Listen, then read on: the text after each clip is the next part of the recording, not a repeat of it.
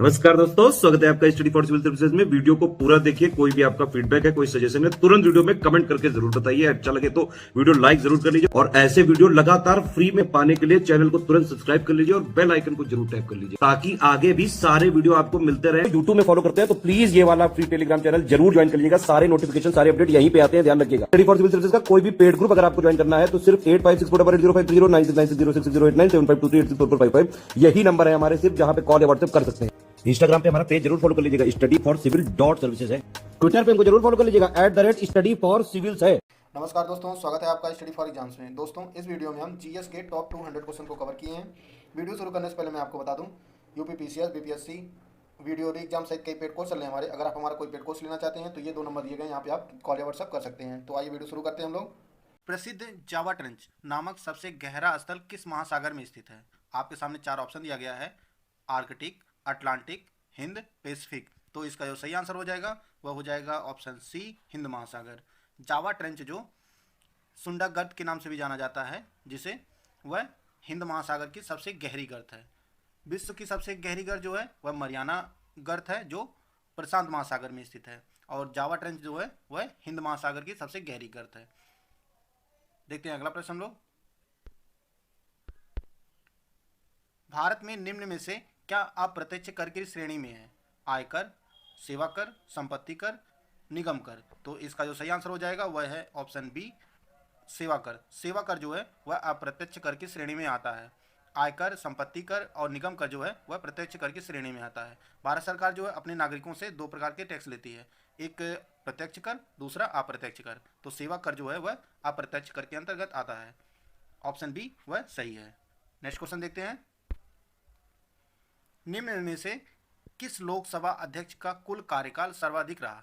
आपके सामने 4 ऑप्शन है, जीएस ढिल्लन, श्रीमती मीरा कुमार, डॉक्टर बलराम झाकड़ और जो है श्री हुकम सिंह। तो इसका जो सही आंसर हो जाएगा वह हो जाएगा ऑप्शन सी, बलराम झाकड़। बलराम झाकड़ जी जो है वो इनका कार्यकाल सर्वाधिक रहा। बलराम झाकड़ जी जो है वह कांग्रेस पार्टी से संबंधित थे और इनका जो कार्यकाल था लोकसभा अध्यक्ष के पद पर वह 1980 से जनवरी 1980 से दिसंबर 1989 तक, कुल 10 वर्ष तक ये जो है वह लोकसभा के अध्यक्ष रहे। तो इसका आंसर जो है ऑप्शन सी हो जाएगा। नेक्स्ट क्वेश्चन देखते हैं। चक्रवर्ती राजगोपालाचारी से पूर्व भारत के गवर्नर जनरल कौन थे? आपके सामने 4 ऑप्शन दिया गया है, ऑप्शन पढ़ लीजिए। इसका जो सही आंसर हो जाएगा वह हो जाएगा ऑप्शन ए, लॉर्ड माउंटबेटन।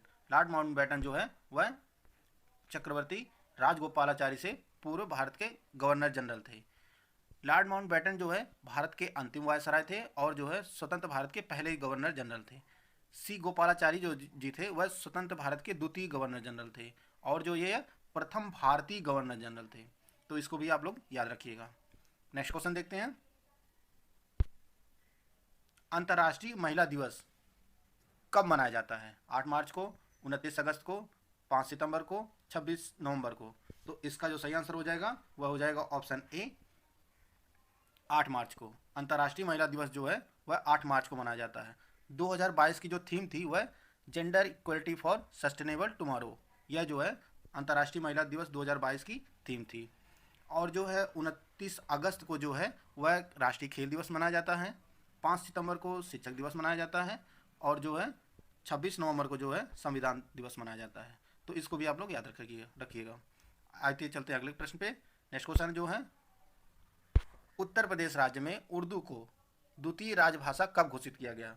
आपके सामने 4 ऑप्शन दिया गया है, 1986, 1982, 1989, 1991। तो इसका जो सही आंसर हो जाएगा वह हो जाएगा ऑप्शन सी, 1989 में उर्दू को जो है द्वितीय राजभाषा का दर्जा जो है उत्तर प्रदेश में 1989 में दिया गया।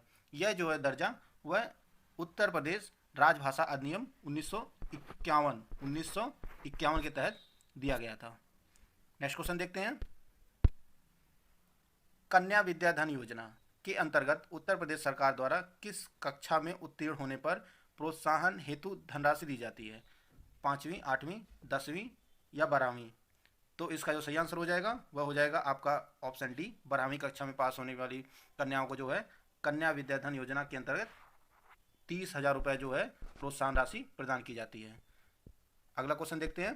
भारतीय संविधान के अनुच्छेद 368 का संबंध किससे है? वित्त आयोग के गठन से, संविधान संशोधन प्रक्रिया से, आपातकालीन उपबंध से, निर्वाचन आयोग के गठन से।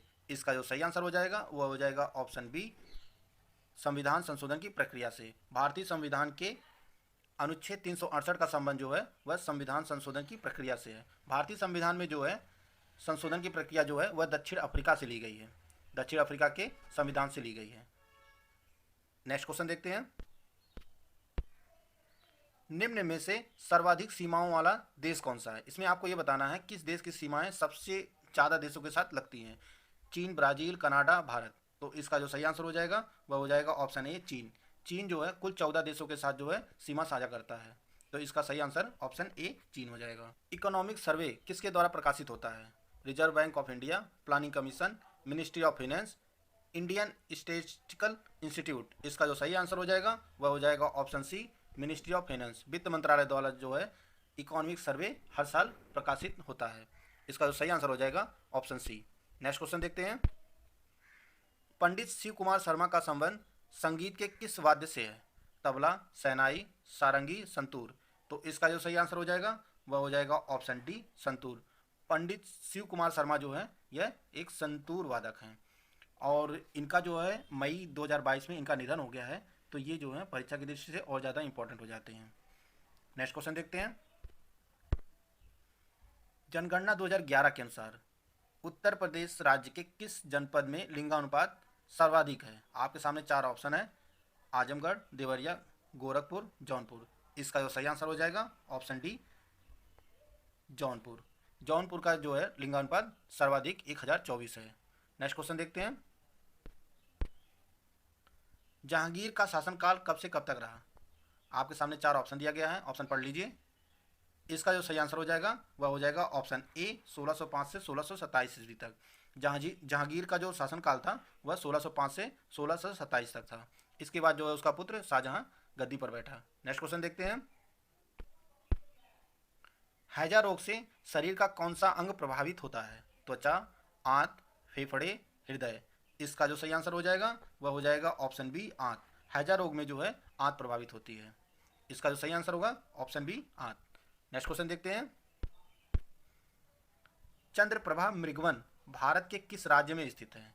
आपके सामने 4 ऑप्शन है, उत्तर प्रदेश, राजस्थान, मध्य प्रदेश, गुजरात। इसका जो सही आंसर होगा वह होगा ऑप्शन ए, उत्तर प्रदेश। चंद्रप्रभा मृगवन जो है वह उत्तर प्रदेश के चंदौली में स्थित है।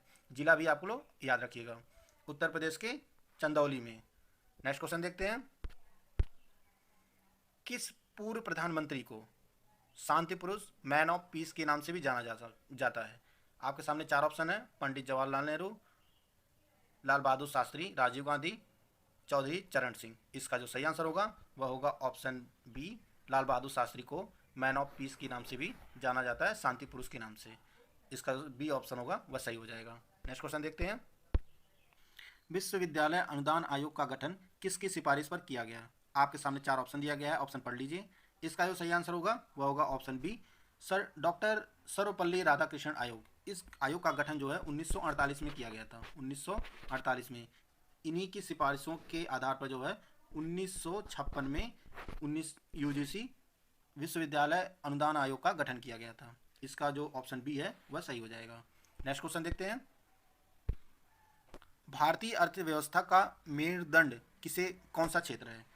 आपके सामने 4 ऑप्शन दिया गया है, सेवा क्षेत्र, वित्तीय क्षेत्र, पर्यटन क्षेत्र, कृषि क्षेत्र। इसका जो सही आंसर हो जाएगा वह होगा ऑप्शन डी, कृषि क्षेत्र जो है भारतीय अर्थव्यवस्था का मेरुदंड है। ऑप्शन डी जो है सही हो जाएगा। नेक्स्ट क्वेश्चन देखते हैं। हंटर आयोग ने किसके विकास पर बल दिया था? ऑप्शन ए, प्राथमिक शिक्षा, माध्यमिक शिक्षा, स्त्री शिक्षा, तकनीकी शिक्षा। तो इसका जो आंसर सही हो जाएगा वह हो जाएगा ऑप्शन ए, प्राथमिक शिक्षा। हंटर आयोग जो है वह 1882 में इस कमीशन का गठन किया गया था और उस समय जो है भारत का गवर्नर जनरल जो थे वह लॉर्ड रिपन थे। इसको भी आप लोग नोट कर लीजिएगा, लॉर्ड रिपन। इस आयोग का गठन जो है, हंटर आयोग का गठन जो है 1882 में किया गया था और यह जो है प्राथमिक शिक्षा के विकास पर अधिक बल दिया था। ऑप्शन ए सही हो जाएगा। नेक्स्ट क्वेश्चन देखते हैं। औसतन एक मानव शरीर में रक्त का भार शरीर की तुलना में लगभग कितने प्रतिशत होता है? आपके सामने चार ऑप्शन दिया गया है, ऑप्शन पढ़ लीजिए। इसका जो सही आंसर हो जाएगा वह हो जाएगा ऑप्शन ए 7 से 8%। मानव शरीर में रक्त का भार जो है शरीर की तुलना में 7 से 8% तक होता है। इसका ऑप्शन ए सही हो जाएगा। नेक्स्ट क्वेश्चन देखते हैं। यूएनडीपी द्वारा मानव विकास रैंकिंग 2021 में 191 देशों में भारत की रैंकिंग क्या है? आपके सामने चार ऑप्शन दिया गया है, आप लोग ऑप्शन पढ़ लीजिए। इसका जो सही आंसर हो जाएगा वह हो जाएगा ऑप्शन बी 132। मानव विकास रैंकिंग 2021 में जो भारत की रैंकिंग है वह जो है 132 है। यह जो 2020 में 189 देशों में कितनी थी? 131 थी। यानी 2021 में जो है भारत एक पायदान फिसल गया है। तो इसका जो सही आंसर हो जाएगा ऑप्शन सी 132। नेक्स्ट क्वेश्चन देखते हैं। हाल ही में किस राज्य सरकार ने स्कूली बच्चों के लिए सेहत योजना का शुभारंभ किया है? आपके सामने चार ऑप्शन है, उत्तर प्रदेश, हरियाणा, पंजाब, मध्य प्रदेश। तो इसका जो सही आंसर हो जाएगा वह होगा ऑप्शन बी हरियाणा। हरियाणा सरकार ने जो है स्कूली बच्चों के लिए सेहत योजना का शुभारंभ किया है। तो इसका ऑप्शन बी सही हो जाएगा। नेक्स्ट क्वेश्चन देखते हैं। हाल ही में किन दो देशों ने कुशियारा नदी के लिए अंतरिम जल बंटवारे समझौते पर हस्ताक्षर किए हैं? तो यह हस्ताक्षर जो है भारत और बांग्लादेश ने किए हैं। कुशियारा नदी जल बंटवारे समझौते पर जो है वह भारत और बांग्लादेश द्वारा किया गया है। नेक्स्ट क्वेश्चन देखते हैं। हाल ही में तंपारा झील को रामसर स्थलों की सूची में शामिल किया गया है। यह झील किस राज्य में स्थित है? पश्चिम बंगाल, उड़ीसा, झारखंड, छत्तीसगढ़। तो इसका जो सही आंसर हो जाएगा वह हो जाएगा ऑप्शन बी उड़ीसा।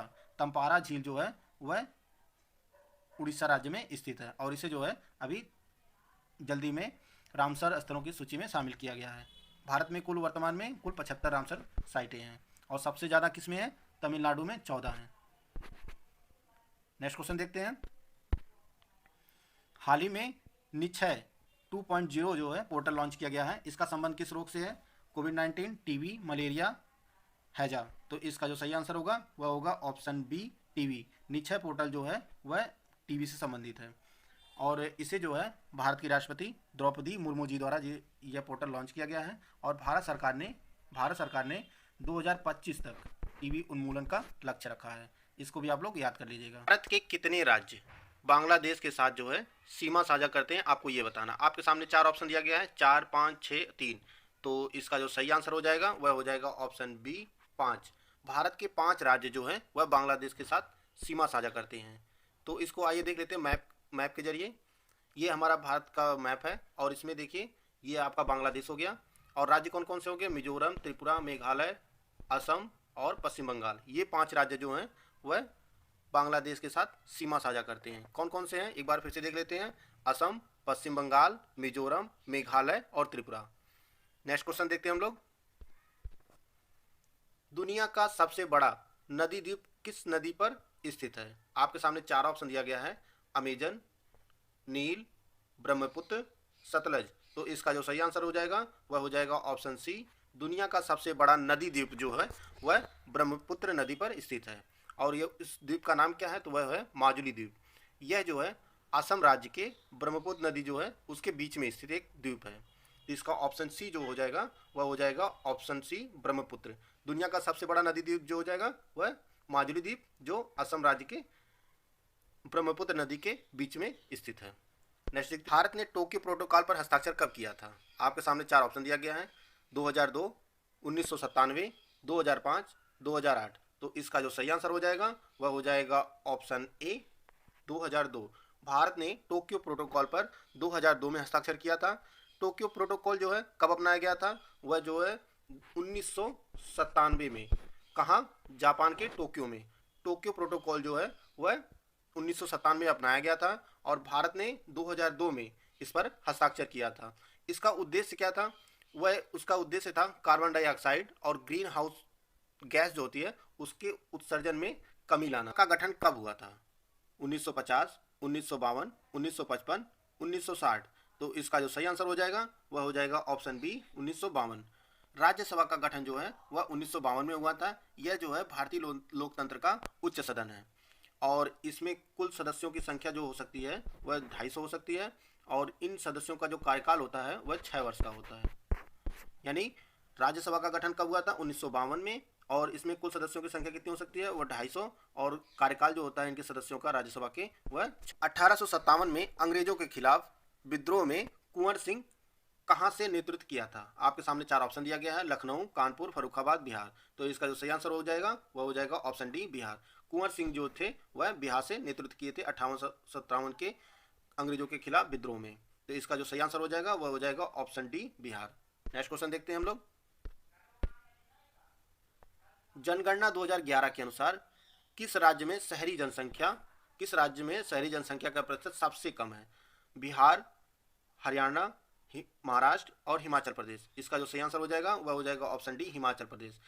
जनगणना 2011 के अनुसार जो है वह हिमाचल प्रदेश में शहरी जनसंख्या का प्रतिशत सबसे कम है, और यह जो प्रतिशत है वह लगभग 10% है। और इसके बाद जो है बिहार का नंबर आता है सबसे कम शहरी जनसंख्या वाला प्रतिशत। तो इसका जो ऑप्शन डी हो जाएगा वह सही हो जाएगा। नेक्स्ट क्वेश्चन देखते हैं हम लोग। भारतीय संविधान की किस अनुसूची में भाषाओं का वर्णन है? 5वीं, 7वीं, 8वीं, 9वीं। तो इसका जो सही आंसर हो जाएगा वह हो जाएगा ऑप्शन सी, 8वीं। भारतीय संविधान के 8वीं अनुसूची में भाषाओं का वर्णन किया गया है, और इसमें वर्तमान में कुल कितनी भाषाएं शामिल हैं? तो वह हैं कुल 22, और प्रारंभ में कितनी थी? 14। इसको भी आप लोग याद कर लीजिएगा। नेक्स्ट क्वेश्चन देखते हैं हम लोग। भारत का सबसे ऊंचा रेलवे स्टेशन किस राज्य में स्थित है? मध्य प्रदेश, उत्तर प्रदेश, पश्चिम बंगाल, उत्तराखंड। तो इसका जो सही आंसर होगा वह हो जाएगा ऑप्शन सी, पश्चिम बंगाल। भारत का सबसे ऊंचा रेलवे स्टेशन जिसका नाम जो है वह घूम रेलवे स्टेशन है, वह कहाँ स्थित है? वह पश्चिम बंगाल राज्य में स्थित है, और यह कितनी ऊंचाई पर स्थित है? वह 2258 मीटर की ऊंचाई पर स्थित है। तो इसको आप लोग याद रखिएगा। नेक्स्ट क्वेश्चन देखते हैं हम लोग। All India trade union Congress के संस्थापक कौन थे? आपके सामने 4 ऑप्शन है, वह है लाला लाजपत राय, महात्मा गांधी, गोपाल कृष्ण गोखले, जवाहरलाल नेहरू। तो इसका जो सही आंसर हो जाएगा वह हो जाएगा ऑप्शन ए, लाला लाजपत राय। लाला लाजपत राय जी जो ने इन्होंने 1920 में all India trade union Congress की स्थापना की थी, और यह कहाँ की थी? बॉम्बे में। नेक्स्ट क्वेश्चन देखते हैं। भारतीय राष्ट्रीय कांग्रेस के किस अधिवेशन में पहली बार राष्ट्रगान जन गण मन गाया गया था? तो इस आपके सामने 4 ऑप्शन दिया गया है, 1911, 1907, 1898, 1916। तो इसका जो सही आंसर हो जाएगा वह हो जाएगा ऑप्शन ए, 1911 में। भारतीय राष्ट्रीय कांग्रेस के कोलकाता अधिवेशन जो 1911 में हुआ था, और इसकी अध्यक्षता किसने की थी? वह बिशन नारायण डार ने की थी, और उसी अधिवेशन में जनगण पहली बार गाया गया था, और इसकी रचना किसने की है? वह रविन्द्रनाथ टैगोर जी ने की थी। जनगण मन राष्ट्रगान की जो रचना की है वह रविन्द्रनाथ टैगोर जी ने की है। नेक्स्ट क्वेश्चन देखते हैं हम लोग। मोल किसका मात्रक है? ज्योति तीव्रता, पदार्थ की मात्रा, विद्युत धारा, ताप। तो इसका जो सही आंसर हो जाएगा वह हो जाएगा ऑप्शन बी, पदार्थ की मात्रा। मोल जो है वह पदार्थ की मात्रा का मात्रक है, और ज्योति तीव्रता का जो मात्रक होता है वह ल्यूमेन होता है। विद्युत धारा का केल्विन होता है, और ताप का केल्विन होता है। विद्युत धारा का जो है वह एम्पियर होता है। विद्युत धारा का एम्पियर, ताप का केल्विन, और पदार्थ की मात्रा का मोल, ज्योति तीव्रता का ल्यूमेन। नेक्स्ट क्वेश्चन देखते हैं। कत्थे उद्योग के लिए कौन सा जिला प्रसिद्ध है? आपके सामने 4 दिए गए हैं, उत्तर प्रदेश के 4 जिले, वाराणसी, बस्ती, बरेली, फिरोजाबाद। तो इसका जो सही आंसर हो जाएगा वह हो जाएगा ऑप्शन सी, बरेली। कत्थे उद्योग के लिए जो है वह बरेली प्रसिद्ध है। नेक्स्ट क्वेश्चन देखते हैं। नीरज चोपड़ा भारत के किस राज्य केंद्र शासित प्रदेश से संबंधित हैं? हरियाणा, हिमाचल प्रदेश, दिल्ली, असम। तो इसका जो सही आंसर हो जाएगा वह हो जाएगा ऑप्शन ए, हरियाणा। नीरज चोपड़ा जो टोक्यो ओलंपिक 2020 में गोल्ड जीता था, और किस में जीता था? जेवलिन थ्रो में। और ये किस राज्य संबंधित है? वह हरियाणा के पानीपत से। तो इसको आप लोग याद रख लीजिएगा, हरियाणा के पानीपत से संबंधित हैं। नेक्स्ट क्वेश्चन देखते हैं हम लोग। अंडमान से निकोबार को अलग करने वाली जनसंधि कौन सी है? तो इसका आंसर हो जाएगा option B, 10 degree. 10 degree channel जो है वह अंडमान से निकोबार को अलग करता है, और 9 डिग्री जो है वह लक्षद्वीप और मिनिकॉय के मध्य स्थित है, और 8 डिग्री जो है वह आपका लक्षद्वीप और मालदीव के बीच स्थित है। पाक जल संधि जो है वह भारत और श्रीलंका के मध्य है। नेक्स्ट क्वेश्चन देखते हैं। ओजोन परत किस परत में पाई जाती है? क्षोभ मंडल, समताप मंडल, बहिर्मंडल, मध्य मंडल। तो इसका जो सही आंसर हो जाएगा वह हो जाएगा ऑप्शन बी, समताप मंडल। ओजोन परत जो है वह समताप मंडल में पाई जाती है। नेक्स्ट क्वेश्चन देखते हैं हम लोग।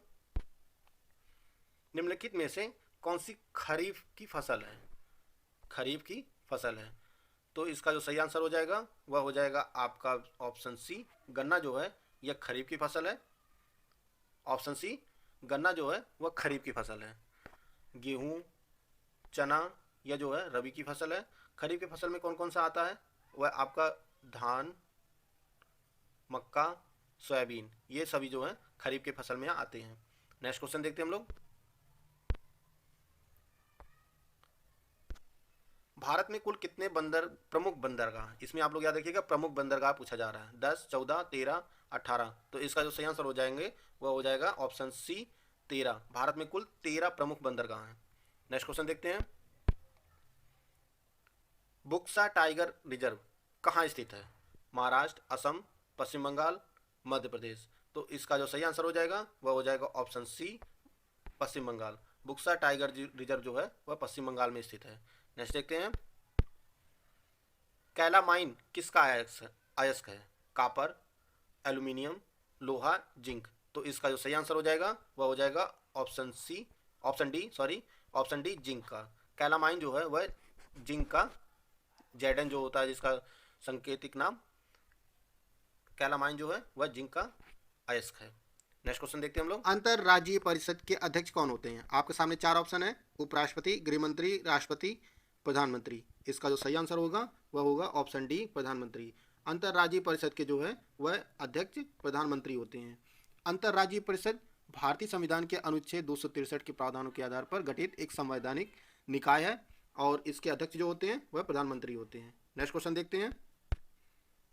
किस भारतीय खिलाड़ी ने लगातार दूसरी बार पुरुषों के FIH player of the year 2021-22 का अवार्ड जीता है?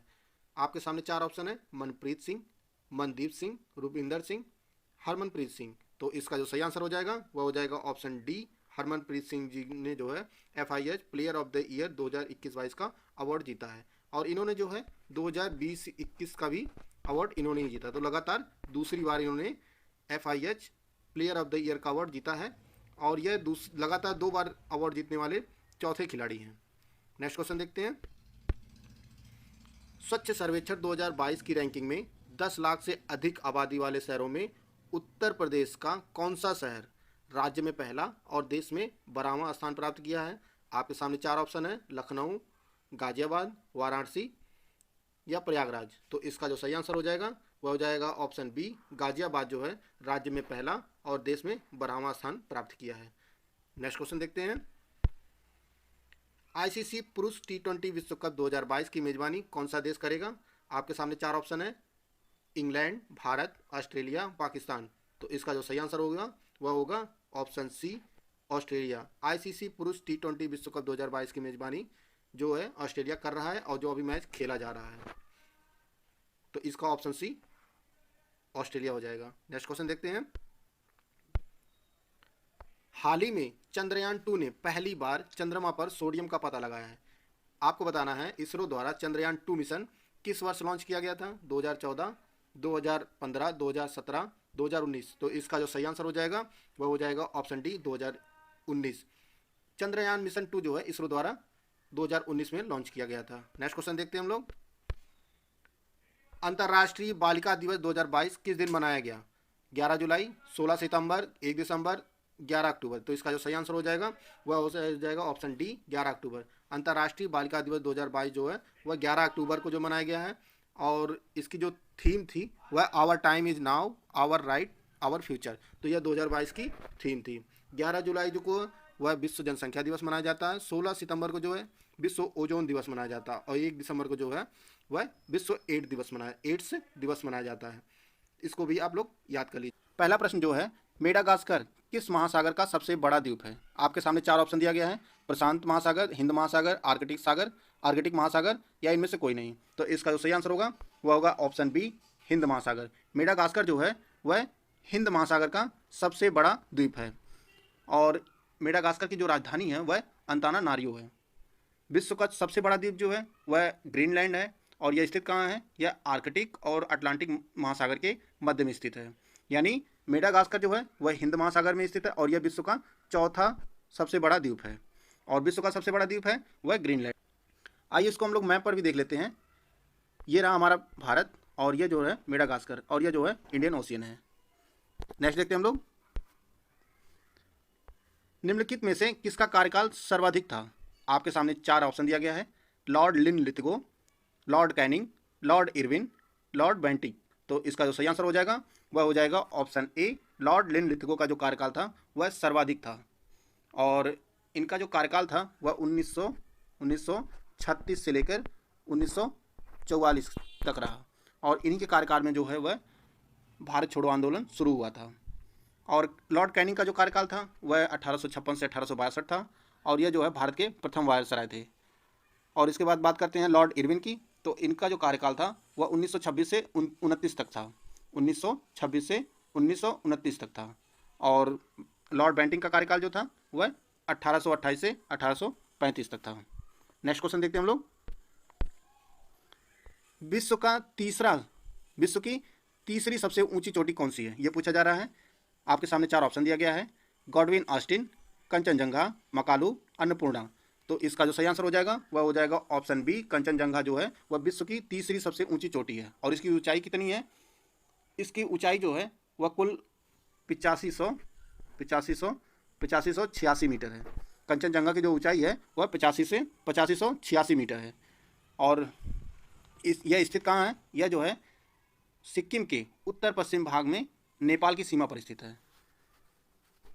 नेक्स्ट देखते हैं हम लोग, बाबर ने तत्कालीन समय में भारत का सबसे शक्तिशाली शासक किसे बताया है? आपके सामने 4 ऑप्शन दिया गया है। इब्राहिम लोदी, जयसिंह, कृष्णदेव राय, दौलत खां लोदी। तो इसका जो सही आंसर हो जाएगा वह हो जाएगा ऑप्शन सी। कृष्णदेव राय को जो है बाबर ने अपनी आत्मकथा तुजुक ए बाबरी में कृष्णदेव राय को भारत का सबसे शक्तिशाली शासक बताया है। नेक्स्ट देखते हैं हम लोग, ISSF जूनियर विश्व कप 2022 किस देश में आयोजित किया गया?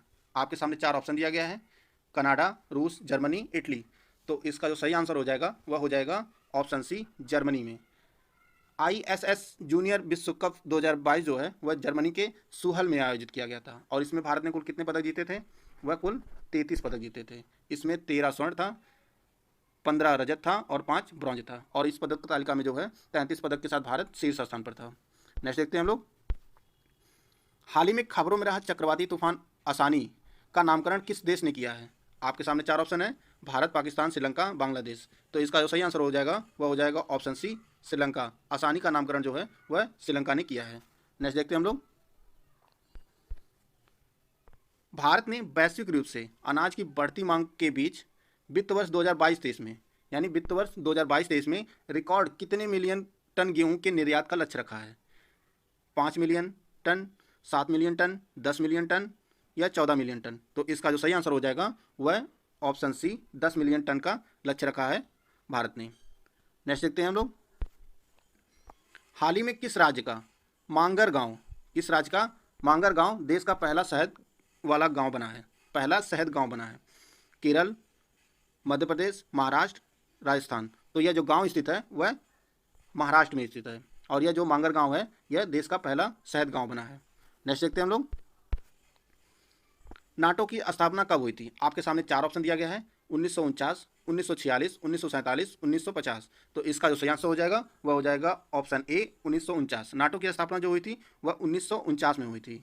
नाटो का जो फुल फॉर्म होता है उत्तरी अटलांटिक संधि संगठन, यानी नॉर्थ अटलांटिक ट्रीटी ऑर्गेनाइजेशन। इसका जो मुख्यालय है वह ब्रुसेल्स, बेल्जियम में है और इसमें कुल सदस्य देशों की संख्या कितनी है? वह 30 है। यानी नाटो की स्थापना 1949 में और इसका मुख्यालय ब्रुसेल्स, बेल्जियम में और सदस्य कितने? 30।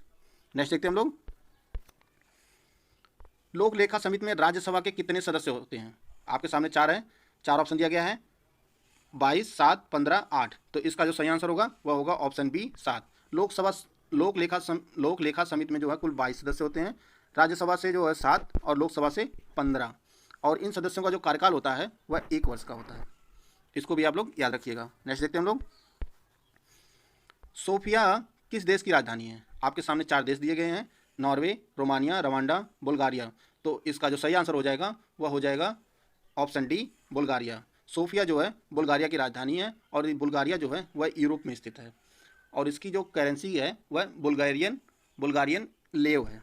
बुल्गारियन लेव इसकी करेंसी है। अगर इसको हम लोग रुपए में इस टाइम कन्वर्ट करेंगे तो लगभग 42 रुपये के आसपास में एक बुल्गारियन लेव जो होती है वह 42 रुपये के लगभग बराबर होगी। नेक्स्ट देखते हैं हम लोग, भारतीय मानक समय कितने राज्यों से होकर गुजरती है? आपके सामने चार है, ऑप्शन दिया गया है 5, 8, 4, 3। तो इसका जो सही आंसर हो जाएगा वह हो जाएगा आपका ऑप्शन ए 5। भारतीय मानक समय जो है कुल 5 राज्यों से गुजरता है। राज्य कौन कौन से हैं? उत्तर प्रदेश हो गया आपका, मध्य प्रदेश हो गया, छत्तीसगढ़, उड़ीसा, आंध्र प्रदेश। भारतीय मानक समय जो है कुल 5 राज्यों के साथ 5 राज्यों में गुजरता है। और ये राज्य कौन कौन से हैं? उत्तर प्रदेश, मध्य प्रदेश, छत्तीसगढ़, उड़ीसा, आंध्र प्रदेश।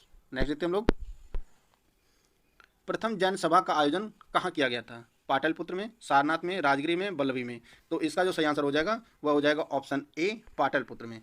प्रथम जैन सभा जो है वह पाटलिपुत्र में आयोजित की गई थी और इसके अध्यक्ष कौन थे? वह स्थूलभद्र थे। और किसके शासनकाल में हुआ था ये? वह चंद्रगुप्त मौर्य के शासनकाल में। और इसी प्रथम जैन सभा में ही जो है जैन धर्म जो है 2 भागों में बट गया था, दिगंबर और श्वेतांबर। और महावीर स्वामी जो है वह जैन धर्म के 24वें तीर्थंकर थे। नेक्स्ट देखते हैं हम लोग, स्वात घाटी किस देश में स्थित है? Bangladesh, Canada, Pakistan, Japan. तो इसका जो सही आंसर हो जाएगा वह हो जाएगा ऑप्शन सी जापान। स्वात घाटी जो है वह पाकिस्तान में स्थित है और इसे जो है पाकिस्तान का स्विट्जरलैंड भी कहा जाता है। स्वात घाटी को पाकिस्तान में या पाकिस्तान का स्विट्जरलैंड भी कहा जाता है। नेक्स्ट देखते हैं, यमुना की सहायक नदियों में कौन शामिल नहीं है? केन, हुगली, चंबल, बेतवा। तो इसका जो सही आंसर हो जाएगा वह हो जाएगा ऑप्शन बी। हुगली जो है वह यमुना की सहायक नदी नहीं है, बाकी केन, चंबल, बेतवा जो है यह यमुना की सहायक नदी है। नेक्स्ट देखते हैं हम लोग, संविधान में कुल कितने आपातकाल की विवेचना की गई है? आपके सामने 4 हैं, ऑप्शन दिया गया है ए जो है 4, बी 5, सी 3, डी 6। तो इसका जो सही आंसर हो जाएगा वह हो जाएगा आपका ऑप्शन सी 3। संविधान में जो है वह 3 प्रकार के आपातकाल का जो है वर्णन किया गया है और वो कौन कौन से हैं? आपका एक राष्ट्रीय आपातकाल है, राष्ट्रीय आपातकाल, और यह जो है आर्टिकल 352 राष्ट्रीय आपातकाल है। दूसरा जो है आपका वह राज्य में संवैधानिक तंत्र की विफलता हो जाए, राज्य में राष्ट्रपति शासन जो लगता है वह 356 के अंतर्गत लगता है। और तीसरा जो आपका लगता है वह वित्तीय आपातकाल। वित्तीय आपातकाल किसके अंतर्गत आता है? वह आर्टिकल 360 के अंतर्गत। यानी संविधान में कुल 3 प्रकार के आपातकाल की विवेचना की गई है। उसमें कौन कौन सा है? राष्ट्रीय आपातकाल, यह आर्टिकल 352 है। वित्तीय आपातकाल जो है आर्टिकल 360 है और राज्य में संवैधानिक तंत्र की विफलता जो है वह 356, यानी राज्य में राष्ट्रपति शासन 356 हो गया, आर्टिकल 356। नेक्स्ट क्वेश्चन देखते हैं हम लोग, जर्मन सिल्वर में निम्नलिखित में से किसका मिश्रण है? आपके सामने 4 ऑप्शन है, ऑप्शन पढ़ लीजिए। इसका जो सही आंसर हो जाएगा वह हो जाएगा ऑप्शन डी तांबा, निकिल, जिंक। जर्मन सिल्वर में जो है वह तांबा, निकिल और जिंक का मिश्रण होता है। नेक्स्ट देखते हैं हम लोग, राष्ट्रीय समुद्र विज्ञान संस्थान कहाँ स्थित है? आपके सामने 4 ऑप्शन दिया गया है, गोवा, नई दिल्ली, लखनऊ, देहरादून। तो इसका जो सही आंसर हो जाएगा वह हो जाएगा ऑप्शन ए गोवा। राष्ट्रीय समुद्र विज्ञान संस्थान जो है वह गोवा में स्थित है और इसकी जो स्थापना हुई थी वह जो है 1966 में हुई थी।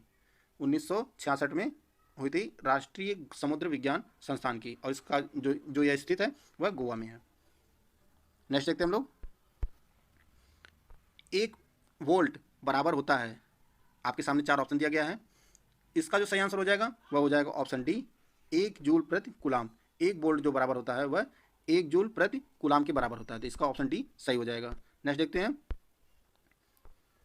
निम्न में से कौन सा राष्ट्रीय अंतर्राष्ट्रीय दिवस से सही सुमेलित नहीं है? आपके सामने 4 दिवस दिए गए हैं, विश्व उपभोक्ता अधिकार दिवस 15 मार्च, राष्ट्रीय टीकाकरण दिवस 16 मार्च, विश्व गौरैया दिवस 18 मार्च, विश्व जल दिवस 22 मार्च। इसका जो सही आंसर हो जाएगा वह हो जाएगा ऑप्शन सी, यह सही सुमेलित नहीं है। विश्व गौरैया दिवस जो है वह 20 मार्च को मनाया जाता है, बाकी सभी जो है सुमेलित है। यानी विश्व गौरैया दिवस जो है वह 18 मार्च को ना मनाकर 20 मार्च को मनाया जाता है, तो इसका ऑप्शन सी जो है वह सही हो जाएगा। नेक्स्ट देखते हैं हम लोग, हड़प्पा तथा मोहनजोदड़ो की खोज के समय भारतीय पुरातत्व सर्वेक्षण के महानिदेशक कौन थे? आपके सामने 4 ऑप्शन है, Dayaram Sahni, DP Agrawal, John Marshall, Alexander Cunningham. तो इसका जो सही आंसर हो जाएगा वह हो जाएगा option C, John Marshall. Harappa तथा मोहनजोदड़ो की खोज के समय जो है वह भारतीय पुरातत्व सर्वेक्षण के महानिदेशक जॉन मार्शल थे, और भारतीय पुरातत्व सर्वेक्षण की जो स्थापना हुई थी वह 1861 में हुई थी। और अलेक्जेंडर कनिंघम जो थे वह भारतीय पुरातत्व सर्वेक्षण के पहले महानिदेशक थे। और हड़प्पा और मोहनजोदड़ो जो है ये अब दोनों पाकिस्तान में स्थित हैं। नेक्स्ट देखते हैं, मलिक काफूर को प्रसिद्ध कोहिनूर हीरा किसने प्रदान किया था? आपके सामने 4 ऑप्शन दिया गया है, प्रताप रुद्र देव, रामचंद्र देव, वीर बल्लार तृतीय, सुंदर पांडे। तो इसका जो सही आंसर हो जाएगा वह हो जाएगा ऑप्शन ए, प्रताप रुद्र देव। मलिक काफूर को प्रसिद्ध कोहिनूर हीरा जो है वह प्रताप रुद्र देव ने प्रदान किया था, और प्रसिद्ध कोहिनूर हीरा जो है वह गोलकुंडा की खान से निकाला गया था। नेक्स्ट क्वेश्चन देखते हैं हम लोग, मंगल पांडे सैनिक थे। आपके सामने 4 ऑप्शन दिया गया है, ऑप्शन पढ़ लीजिए। इसका जो सही आंसर हो जाएगा वह हो जाएगा ऑप्शन डी, 34वीं नेटिव इन्फेंट्री से। मंगल पांडे जो थे वह बैरकपुर में 34वीं नेटिव इन्फेंट्री के एक सैनिक थे। तो इसका जो सही आंसर हो जाएगा वह हो जाएगा ऑप्शन डी। नेक्स्ट देखते हैं हम लोग, द्वितीय पंचवर्षीय योजना का मॉडल किसने दिया था? आपके सामने 4 ऑप्शन है, N Gadgil, Jawaharlal Nehru, B N Rao, PC Mahalanobis. तो इसका जो सही आंसर हो जाएगा आपका हो जाएगा ऑप्शन डी, पीसी महालनोबिस। द्वितीय पंचवर्षीय योजना का मॉडल जो है पीसी महालनोबिस ने दिया था। द्वितीय पंचवर्षीय योजना का जो टाइम पीरियड था वो कब से कब तक था? 1956 से 61 तक था। इसका ऑप्शन डी सही हो जाएगा। नेक्स्ट देखते हैं हम लोग, नाबार्ड की स्थापना किसकी अनुशंसा पर हुई थी? आपके सामने 4 समितियां दी गई हैं, शिवरामन समिति, रंगराजन समिति, अशोक मेहता समिति, विजय केलकर समिति। तो इसका जो सही आंसर हो जाएगा वह हो जाएगा ऑप्शन ए, शिवरामन समिति। नाबार्ड की स्थापना जो है शिवरामन समिति की अनुशंसा पर की गई थी, और इस समिति का जो गठन किया गया था वह 30 मार्च 1979 में, यानी 1979 में नाबार्ड शिवरामन समिति का गठन किया गया था।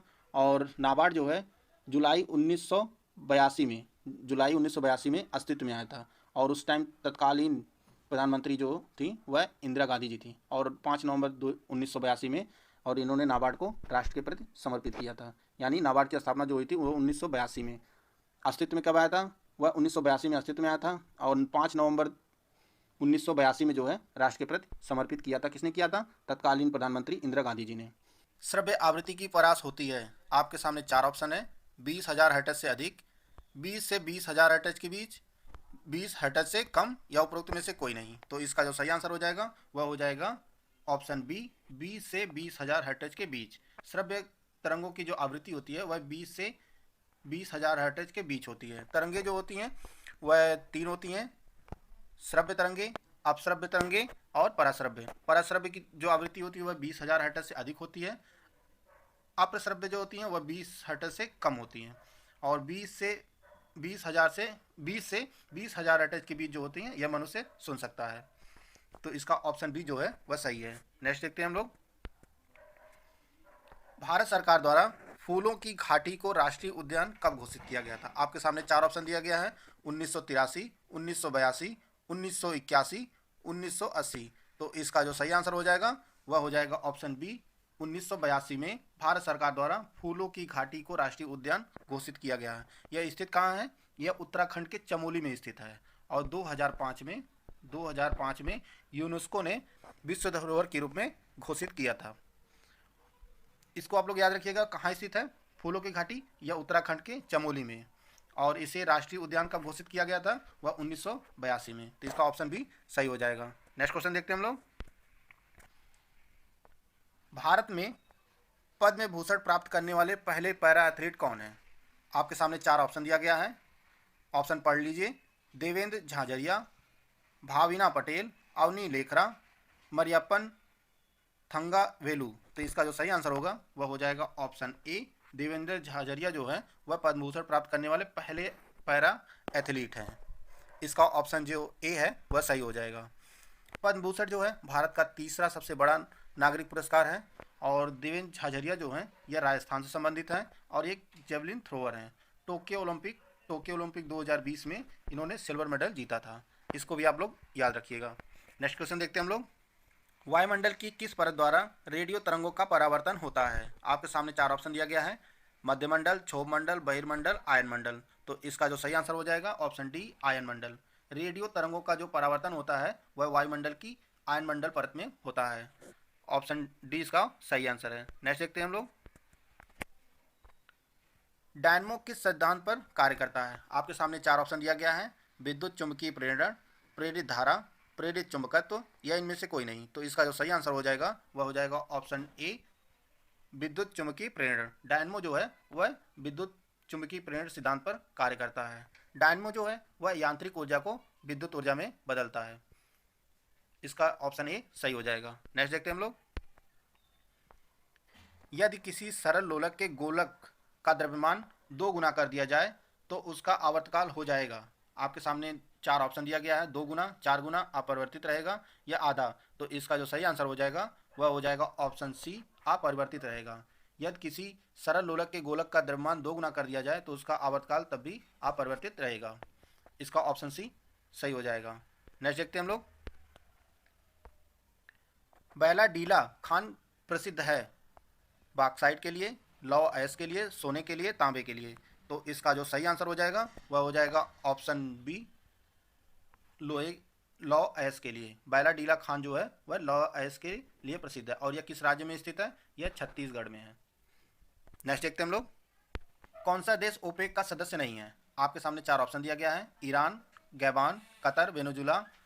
इसका जो सही आंसर हो जाएगा वह हो जाएगा कतर। कतर जो है वह ओपेक का सदस्य नहीं है और कतर जो है 2019 में यह टर्मिनेट कर दिया गया था। और ओपेक की बात करते हैं तो ओपेक जो है organization of the petroleum exporting countries, इसका जो फुल फॉर्म होगा वह होगा organization of the petroleum exporting countries. और इसकी स्थापना जो हुई थी वह 1960 में हुई थी। और इसका मुख्यालय कहाँ स्थित है? इसका मुख्यालय जो स्थित है वह वियना ऑस्ट्रिया में स्थित है। नेक्स्ट क्वेश्चन देखते हैं हम लोग,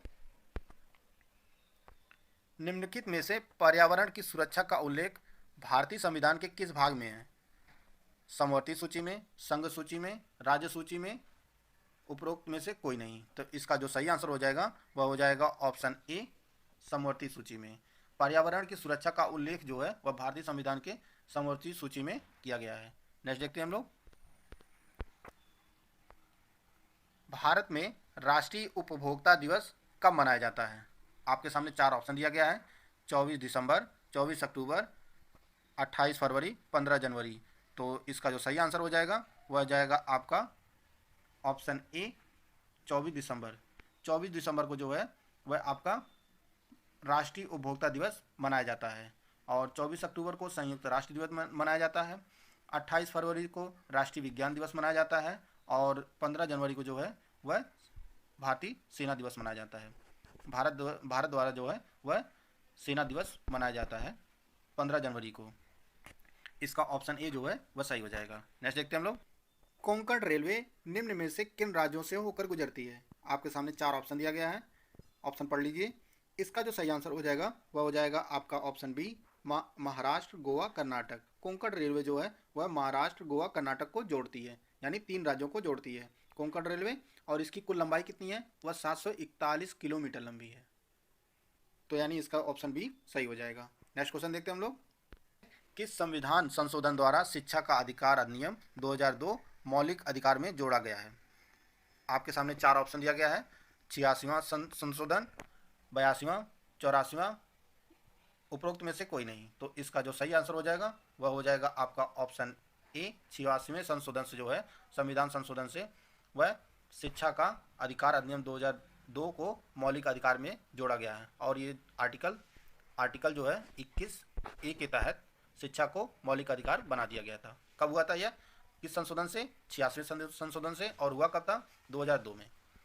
इसका ऑप्शन ए सही हो जाएगा। नेक्स्ट देखते हैं हम लोग,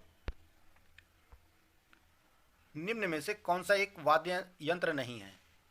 दमामा, नागफिड़ी, रणसिंगा, तुग्याल। तो इसका जो सही आंसर हो जाएगा वह हो जाएगा आपका ऑप्शन डी तुग्याल। तुग्याल जो है यह एक आभूषण है और बाकी ये तीनों जो है वह एक वाद्य यंत्र हैं। इसका ऑप्शन डी जो है सही हो जाएगा।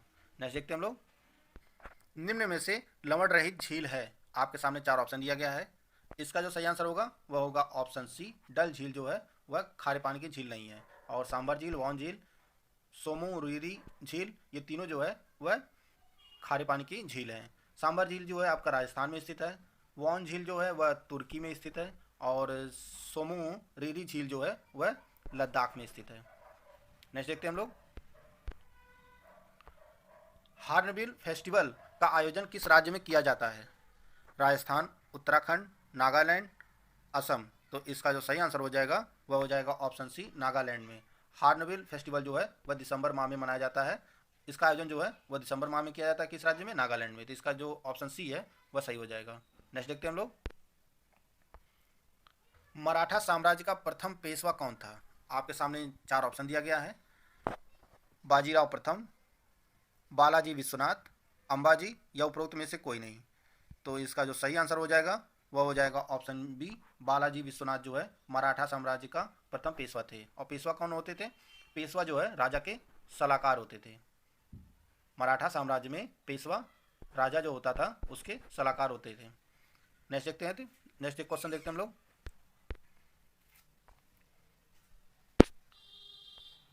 बेसबॉल की एक टीम में कितने खिलाड़ी होते हैं? 11, 6, 7, 9। तो इसका जो सही आंसर हो जाएगा वह हो जाएगा ऑप्शन डी, 9 खिलाड़ी। बेसबॉल की एक टीम में जो है कुल 9 खिलाड़ी होते हैं। नेक्स्ट देखते हैं हम लोग, फलक से बने औजार संबंधित हैं मध्य पूरा पाषाण काल से, पूरा पाषाण काल से, नव पाषाण काल से, उत्तर पूरा पाषाण काल से। तो इसका जो सही आंसर हो जाएगा वह हो जाएगा आपका ऑप्शन ए, मध्य पूरा पाषाण काल से।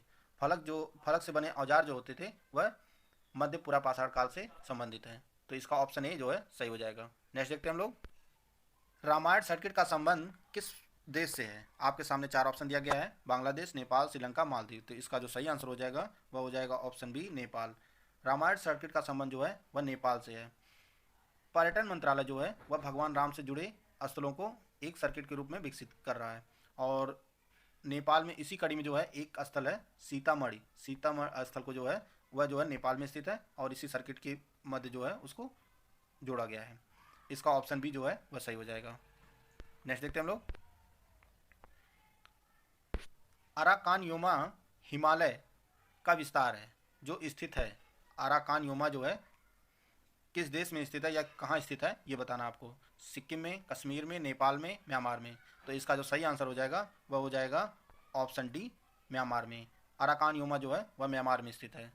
नेक्स्ट देखते हैं हम लोग, निम्नलिखित में से कौन सा युग्म सुमेलित नहीं है? आपके सामने चार हवाएं दी गई हैं, चिनू, लू, फॉन, आल्पस। तो इसका जो सही आंसर हो जाएगा वह हो जाएगा ऑप्शन डी, मिस्ट्रल। मिस्ट्रल हवा जो है वह रोन नदी की घाटी में चलने वाली हवा है, वह इंडी, ये इसका ऑप्शन डी जो है वह सही है।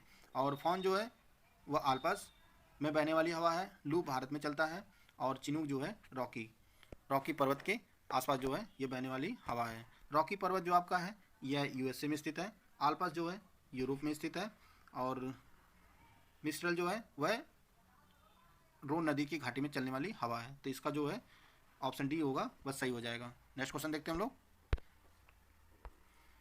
दुर्गापुर इस्पात संयंत्र किस देश के सहयोग से स्थापित किया गया था? जर्मनी, ग्रेट ब्रिटेन, सोवियत संघ, संयुक्त राज्य अमेरिका।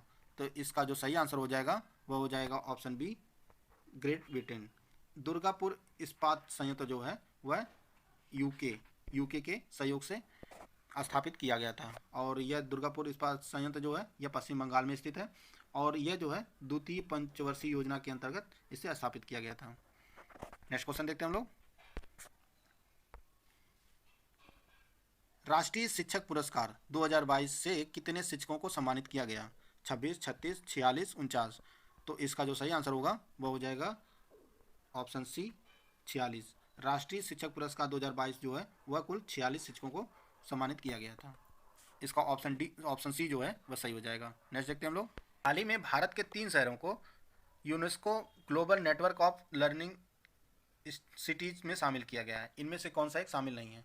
त्रिशूर, नीलाम्बुर, वारंगल, विजयवाड़ा। तो इसका जो सही आंसर हो जाएगा ऑप्शन डी जो है वह उनमें शामिल नहीं है। बाकी ये तीनों जो है त्रिशूर, नीलाम्बुर और जो है वारंगल, ये तीनों शामिल हैं।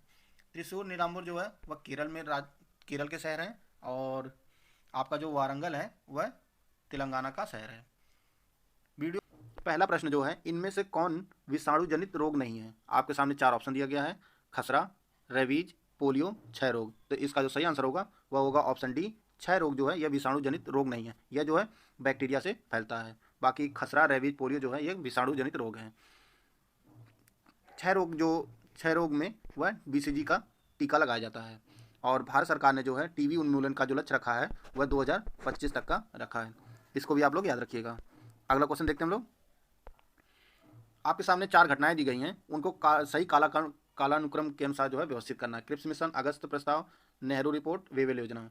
तो आपके सामने 4 ऑप्शन दिया गया है, सही ऑप्शन चुन लीजिए आप। क्रिप्स मिशन जो है वह मार्च 1942 में आया था, और अगस्त प्रस्ताव जो है वह 1940 में। नेहरू रिपोर्ट जो है 1928 में प्रस्तुत की गई, और वेवेल योजना थी वह 1945 में। तो इसका ऑप्शन जो बी है वह सही हो जाएगा। 3, 2, 1, 4, इसका ऑप्शन बी सही हो जाएगा। अगला क्वेश्चन देखते हैं हम लोग। मौसम की दशाएं वायुमंडल की किस परत में बदलती हैं? आपके सामने 4 ऑप्शन दिया गया है, क्षोभ मंडल, समताप मंडल, आयन मंडल, वायुमंडल। तो इसका जो सही आंसर होगा वह होगा ऑप्शन ए, क्षोभ मंडल। मौसम की दशाएं जो है वह क्षोभ मंडल में बदलती हैं। और वायुमंडल जो है कुल 5 परतों में बटा हुआ है, क्षोभ मंडल, समताप मंडल, मध्य मंडल, ताप मंडल और वायुमंडल। तो इसका ऑप्शन ए जो है वह सही हो जाएगा। अगला क्वेश्चन देखते हैं हम लोग। किस वर्ष ब्रह्म समाज 2 भागों में जो है विभाजित हो गया? ब्रह्म समाज की जो स्थापना की थी वह राजा राम मोहन राय जी ने की थी, और इसकी स्थापना जो हुई थी वह 1828 में। ब्रह्म समाज की स्थापना 1828 में हुई थी, और इसका विभाजन जो हो गया था वह आपका 1866 में यह 2 भागों में विभाजित हो गया। एक जो है भारत के ब्रह्म समाज में बट गया, इसके 2 भाग हुए, एक भारत के ब्रह्म समाज और दूसरा जो है वह आदि ब्रह्म समाज। भारत के ब्रह्म समाज का जो नेतृत्व किया था वह केशव चंद्र सेन ने किया था, और आदि ब्रह्म समाज का जो नेतृत्व किया वह देवेंद्रनाथ टैगोर ने किया था। किसने किया था? देवेंद्रनाथ टैगोर। और विभाजित कब हुआ था? 1866 में। स्थापित कब हुआ था ब्रह्म समाज? वह 1828 में। किसने किया था? राजा राम मोहन राय जी ने। अगला क्वेश्चन देखते हैं हम लोग। राज्यपाल किस अनुच्छेद के द्वारा अध्यादेश जारी कर सकता है? आपके सामने 4 ऑप्शन है, अनुच्छेद 210, 211, 212, 213। तो इसका जो सही आंसर हो जाएगा आपका वह हो जाएगा ऑप्शन डी, 213। राज्यपाल जो है वह अनुच्छेद 213 के तहत जो है अध्यादेश जारी कर सकते हैं। भारतीय पुरातत्व का जनक किसे कहा जाता है? आपके सामने 4 ऑप्शन दिया गया है, Alexander Cunningham, John Marshall, Dayaram Sahni, या इनमें से कोई नहीं। तो इसका जो सही आंसर हो जाएगा वह हो जाएगा ऑप्शन ए, अलेक्जेंडर कनिंघम को जो है भारतीय पुरातत्व का जनक कहा जाता है। इसका ऑप्शन जो ए सही हो जाएगा। अगला क्वेश्चन हम लोग देखते हैं। अर्थव्यवस्था में तृतीयक क्षेत्र। अर्थव्यवस्था में 3 क्षेत्र हैं, प्राथमिक, द्वितीयक और तृतीयक। तृतीयक क्षेत्र के अंतर्गत निम्न में से कौन सी सेवा सम्मिलित नहीं है? आपके सामने 4 ऑप्शन है, खनन, निर्माण, संचार, पशुपालन। इसका जो सही आंसर हो जाएगा वह हो जाएगा ऑप्शन सी, संचार जो है वह तृतीयक क्षेत्र के अंतर्गत नहीं आता है। तृतीयक क्षेत्र में कौन कौन सा क्षेत्र आता है? एक आपका सेवा क्षेत्र आता है, सेवा क्षेत्र, सर्विस सेक्टर, पर्यटन, स्वास्थ्य, शिक्षा व अन्य आते हैं। और प्राथमिक क्षेत्र में जो है आपका वह खनन और कृषि आता है। द्वितीय क्षेत्र में जो है वह वस्तुओं का विनिर्माण यानी मैन्युफैक्चरिंग सेक्टर जो है वह आपका द्वितीय क्षेत्र में आता है। इसका ऑप्शन सी जो है वह सही हो जाएगा। अगला क्वेश्चन देखते हैं हम लोग। पंचायती राज के संबंध में बलवंत राय मेहता समिति की रिपोर्ट किस वर्ष आई? यह रिपोर्ट किस वर्ष सबमिट की गई थी उसको बताना है। 1957 में, 1958 में, 1959 में, 1960 में। तो इसका जो सही आंसर हो जाएगा वह हो जाएगा ऑप्शन ए, 1957 में जो है बलवंत राय मेहता समिति जो है अपनी रिपोर्ट जो है वह प्रस्तुत की। बलवंत राय मेहता समिति का गठन जो किया गया था 1956 में किया गया था, 1956 में। और यह रिपोर्ट जो प्रस्तुत कब की गई? 1957 में। और 2 अक्टूबर 1959 में जो है पंचायती राज सबसे पहले राजस्थान के नागौर जिले में इसका उद्घाटन किया गया। अगला क्वेश्चन देखते हैं हम लोग। इबादत खाना की स्थापना की गई थी। आपके सामने 4 ऑप्शन है। इबादत खाना की स्थापना कहाँ की गई थी आपको बताना, अजमेर में, आगरा में, फतेहपुर सीकरी में या दिल्ली में। तो इसका जो सही आंसर होगा वह ऑप्शन होगा ऑप्शन सी, फतेहपुर सीकरी में। इबादत खाना की स्थापना जो है वह अकबर द्वारा 1575 में फतेहपुर सीकरी में इसकी स्थापना की गई थी। और यह जो है धर्म से संबंधित शिक्षाओं पर चर्चा के लिए एक इबादत खाना बनाया गया था। अगला क्वेश्चन देखते हैं हम लोग। संयुक्त राष्ट्र के प्रतीक चिन्ह में दर्शाई गई पत्तियों से संबंधित पौधा है। संयुक्त राष्ट्र का जो चिन्ह है, प्रतीक चिन्ह है, उसके बगल में जो पत्तियां दी गई हैं 2, उसको बताना है वह किस पौधे का पत्ती है, पीपल, जैतून, चीड़, आम। तो इसका जो सही आंसर हो जाएगा वह हो जाएगा आपका जैतून। संयुक्त राष्ट्र संघ के प्रतीक चिन्ह में जो है जो पत्ती लगी है वह जैतून ओलिव की पत्ती है। और संयुक्त राष्ट्र की स्थापना जो हुई थी 1945 में हुई थी और वर्तमान में कुल 193 देश हैं। 193 देश हैं। स्थापना कब हुई थी? 1945 में। अगला क्वेश्चन देखते हैं हम लोग। भारत में जीएसटी परिषद के अध्यक्ष होते हैं, आपके सामने 4 ऑप्शन दिया गया है, वित्त मंत्री, प्रधानमंत्री, राष्ट्रपति, गृह मंत्री। तो इसका जो सही आंसर हो जाएगा वह हो जाएगा ऑप्शन ए, वित्त मंत्री। भारत में जीएसटी परिषद के अध्यक्ष जो होते हैं वह वित्त मंत्री होते हैं। भारत में जीएसटी जो है आपका 1 जुलाई 2017 को जो है लागू की गई थी। भारत में जीएसटी जो लागू की गई थी वह 1 जुलाई 2017 में, और इसके अध्यक्ष कौन होते हैं? वह वित्त मंत्री होते हैं। इसका ऑप्शन ए सही हो जाएगा। नेक्स्ट क्वेश्चन देखते हैं हम लोग। हिमालय पर्वतमाला उदाहरण है अपशिष्ट पर्वतमाला का, अपभ्रंश पर्वतमाला का, वलित पर्वतमाला का या ज्वालामुखी पर्वतमाला का। तो इसका जो सही आंसर होगा वह हो जाएगा आपका ऑप्शन सी, वलित पर्वतमाला का। हिमालय जो है वह वलित पर्वतमाला का उदाहरण है। अगला क्वेश्चन देखते हैं हम लोग। हिंदी के किस महीने में फूलदेई त्योहार मनाया जाता है? श्रावण, चैत, वैशाख, भाद्रपद। तो इसका जो सही आंसर हो जाएगा वह होगा ऑप्शन बी, चैत में। फूलदेई त्यौहार जो है वह मुख्यतः उत्तराखंड में मनाया जाता है, और यह जो है अगर अंग्रेजी का जो मंथ है उसमें जो है वह मार्च माह में, हिंदी में चैत। और यह जो है वसंत के आगमन के उपलक्ष्य में यह फूलदेई त्यौहार मनाया जाता है। इसका ऑप्शन बी जो है वह सही हो जाएगा। 180 अंश देशांतर रेखा को क्या नाम दिया गया है? आपके सामने 4 ऑप्शन दिया गया है, मकर रेखा, अंतर्राष्ट्रीय तिथि रेखा, भूमध्य रेखा या इनमें से कोई नहीं। तो इसका जो सही आंसर हो जाएगा वह हो जाएगा ऑप्शन बी, अंतर्राष्ट्रीय तिथि रेखा। 180 अंश देशांतर रेखा को जो है वह अंतर्राष्ट्रीय तिथि रेखा के रूप में जाना जाता है। ये आपकी पृथ्वी हो गई, और ये आपका नॉर्थ पोल हो गया, ये आपका साउथ पोल हो गया, ये आपकी क्या हो गई? विषुवत रेखा, भूमध्य रेखा, और इससे जो है नॉर्थ में 23.5 अंश आपकी ये कर्क रेखा हो जाती है, और 23.5 अंश साउथ में यह मकर रेखा हो जाएगी। 23.5 अंश साउथ में मकर रेखा। कर्क रेखा जो है भारत के कुल 8 राज्यों से गुजरती है। तो इसका ऑप्शन बी जो है वह सही हो जाएगा। अगला क्वेश्चन देखते हैं हम लोग। निम्न में से किस क्षेत्र में मैंग्रोव वन नहीं पाए जाते हैं? आपके सामने 4 ऑप्शन दिया गया है, Ganga delta, Godavari delta, Mahanadi delta, Kaveri delta. तो इसका जो सही आंसर हो जाएगा वह हो जाएगा ऑप्शन डी, कावेरी डेल्टा में जो है मैंग्रोव वन नहीं पाए जाते हैं। विश्व का सबसे बड़ा नदी डेल्टा जो है वह सुंदरबन डेल्टा है। तो इसका ऑप्शन डी जो हो जाएगा वह सही हो जाएगा। अगला क्वेश्चन देखते हैं हम लोग। हिंदी को भारत की राजभाषा होने का गौरव प्राप्त हुआ। आपके सामने 4 ऑप्शन दिया गया है, 1942, 1949, 1950, 1957। तो इसका जो सही आंसर हो जाएगा 1949। हिंदी को जो है भारत की राजभाषा होने का गौरव 1949 में प्राप्त हुआ। भारत के संविधान में जो है वह राजभाषा का जिक्र किया गया, राष्ट्रभाषा का कहीं पर जिक्र नहीं है। और 14 सितंबर को जो है हिंदी दिवस मनाया जाता है। भारतीय संविधान के भाग 17 में अनुच्छेद 343 से लेकर 351 जो है वह 343 से 351 तक राजभाषा से ही संबंधित है। और संविधान की 8वीं अनुसूची में कुल 22 भाषाएं शामिल हैं। कितनी? 22। तो इसका ऑप्शन बी जो है वह सही हो जाएगा। अगला क्वेश्चन देखते हैं हम लोग। वर्ष 2011 की जनगणना के अनुसार भारत में पुरुष साक्षरता दर है। आपके सामने 4 ऑप्शन दिया गया है, सही ऑप्शन चुन लीजिए। इसका जो सही आंसर हो जाएगा वह हो जाएगा ऑप्शन डी, 82.14। जनगणना 2011 के अनुसार भारत में पुरुष साक्षरता दर जो है वह 82.14 है।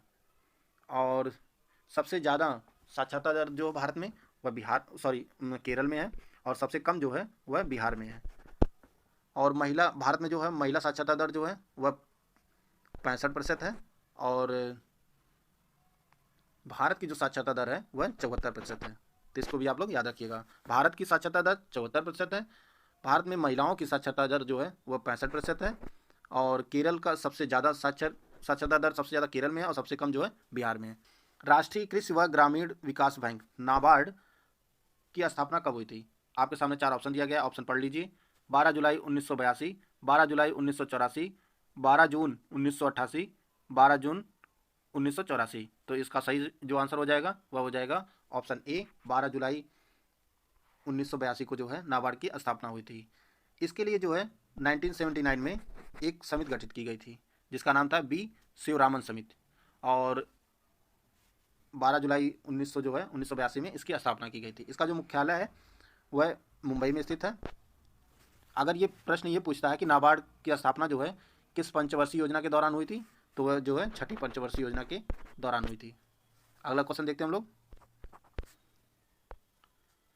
सिमलीपाल जीव मंडल किस राज्य में स्थित है? उड़ीसा, गुजरात, पंजाब, महाराष्ट्र। तो इसका जो सही आंसर हो जाएगा वह हो जाएगा ऑप्शन ए, उड़ीसा के जो है मयूरभंज जिले में जो है यह सिमलीपाल जीव मंडल जो है वह स्थित है। इसका ऑप्शन जो ए हो जाएगा वह सही है। अगला क्वेश्चन देखते हैं हम लोग। भारत में राष्ट्रीय उपभोक्ता दिवस मनाया जाता है।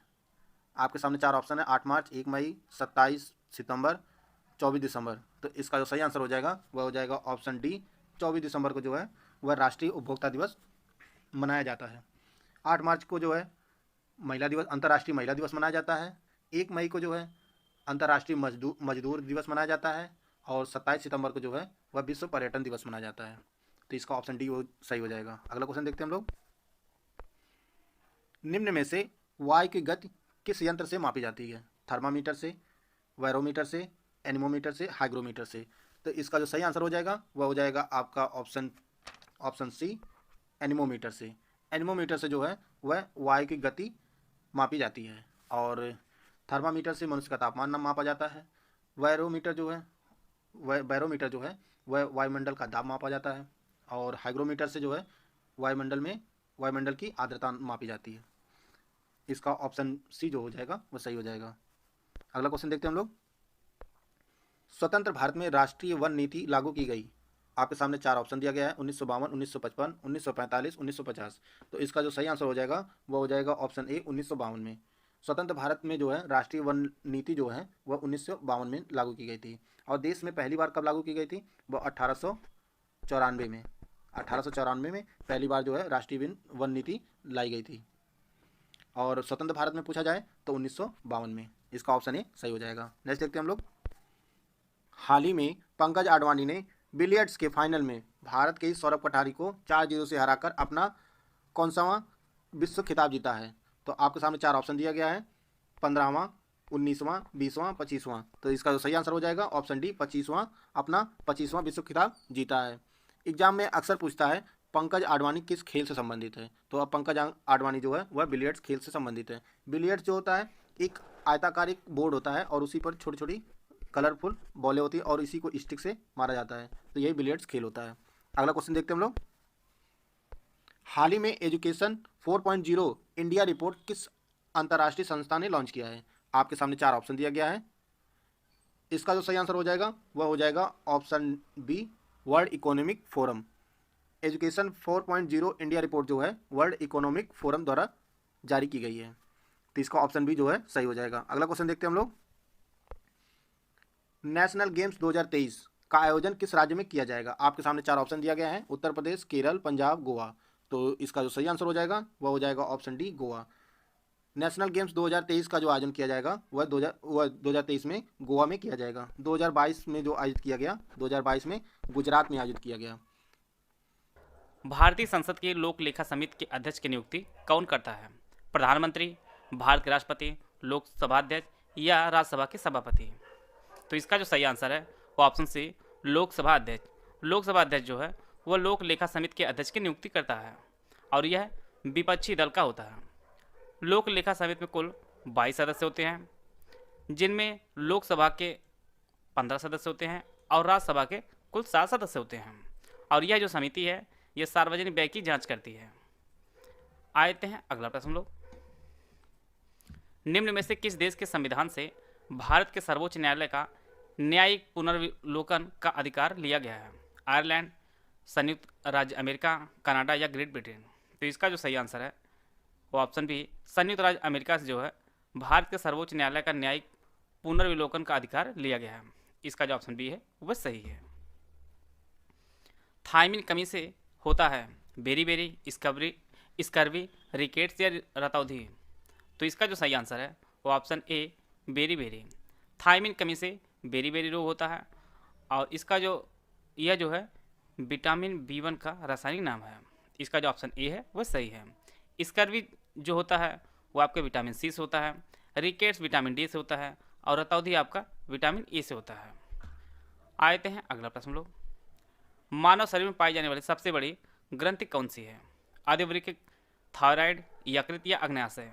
तो इसका जो सही आंसर है वो ऑप्शन सी यकृत। यकृत जो है यह मानव शरीर में पाई जाने वाली सबसे बड़ी ग्रंथि है। इसका जो ऑप्शन सी है वह सही है। और यकृत में ही विटामिन ए का भंडारण होता है। और यकृत के जो अध्ययन किया जाता है वो आपका हिपेटोलॉजी कहा जाता है। हिपेटोलॉजी के अंतर्गत जो है वो यकृत का अध्ययन किया जाता है।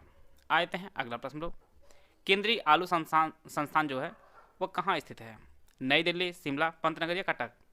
तो इसका जो सही आंसर है वो ऑप्शन बी शिमला में स्थित है केंद्रीय आलू अनुसंधान संस्थान। इसका जो ऑप्शन बी है वह सही है। किस रक्त समूह में प्रतिरक्षी नहीं होते हैं? ए बी, ए, ओ या बी? तो इसका जो सही आंसर है वो ऑप्शन ए रक्त समूह ए बी में प्रतिरक्षी नहीं होते हैं और इसीलिए इसे जो है सार्वभौमिक प्राप्तकर्ता कहा जाता है। एक प्रश्न बार बार पूछता है कि सार्वदाता किसे कहा जाता है? तो आपका ओ को सार्वदाता कहा जाता है और ए बी को सार्वग्राही कहा जाता है। आते हैं अगला प्रश्न लोग, 2 से 4 नवंबर 2022 तक इंडिया फूड एक्सपो का आयोजन कहाँ हुआ था? चंडीगढ़, भोपाल, अहमदाबाद या लखनऊ? तो इंडिया फूड एक्सपो का जो आयोजन किया गया था वो लखनऊ में किया गया था। इसका जो ऑप्शन डी है वह सही है। और इसका जो उद्घाटन है वह उत्तर प्रदेश के मुख्यमंत्री योगी आदित्यनाथ ने इसका उद्घाटन किया था लखनऊ में। यूरिया में नाइट्रोजन कितना प्रतिशत होता है? 46, 63, 70 या 28? तो यूरिया में नाइट्रोजन जो प्रतिशत होता है आपका 46% होता है। इसका जो ऑप्शन ए है वह सही है। और इसका जो रासायनिक सूत्र होता है वह NH2CO NH2 इसका रासायनिक सूत्र होता है। इसका जो ऑप्शन ए है वह सही है। वर्तमान में केंद्रीय फिल्म प्रमाणन बोर्ड के अध्यक्ष कौन है? अनुपम खेर, गजेंद्र चौहान, चंद्रप्रकाश द्विवेदी या प्रसून जोशी? तो इसका जो सही आंसर है वो ऑप्शन डी प्रसून जोशी जो है वह केंद्रीय फिल्म प्रमाणन बोर्ड के अध्यक्ष हैं। इसका जो ऑप्शन डी है वह सही है। भारत में जीएसटी कब लागू हुआ? 1 जुलाई 2017, 8 नवंबर 2017, 30 जुलाई 2017 या 1 मार्च 2017? तो भारत में जीएसटी जो शुरू हुआ है, लागू हुआ है, वह 1 जुलाई 2017 से लागू हुआ। इसका जो ऑप्शन ए है वह सही है। अगर संविधान संशोधन की बात की जाए तो जीएसटी जो है वह 101वें संविधान संशोधन द्वारा जो है लागू किया गया है। इसका जो ऑप्शन ए है वह सही है। ओलंपिक 2020 किस शहर में आयोजित किया गया है? टोक्यो में, पेरिस में, लॉस एंजल्स में या लंदन में?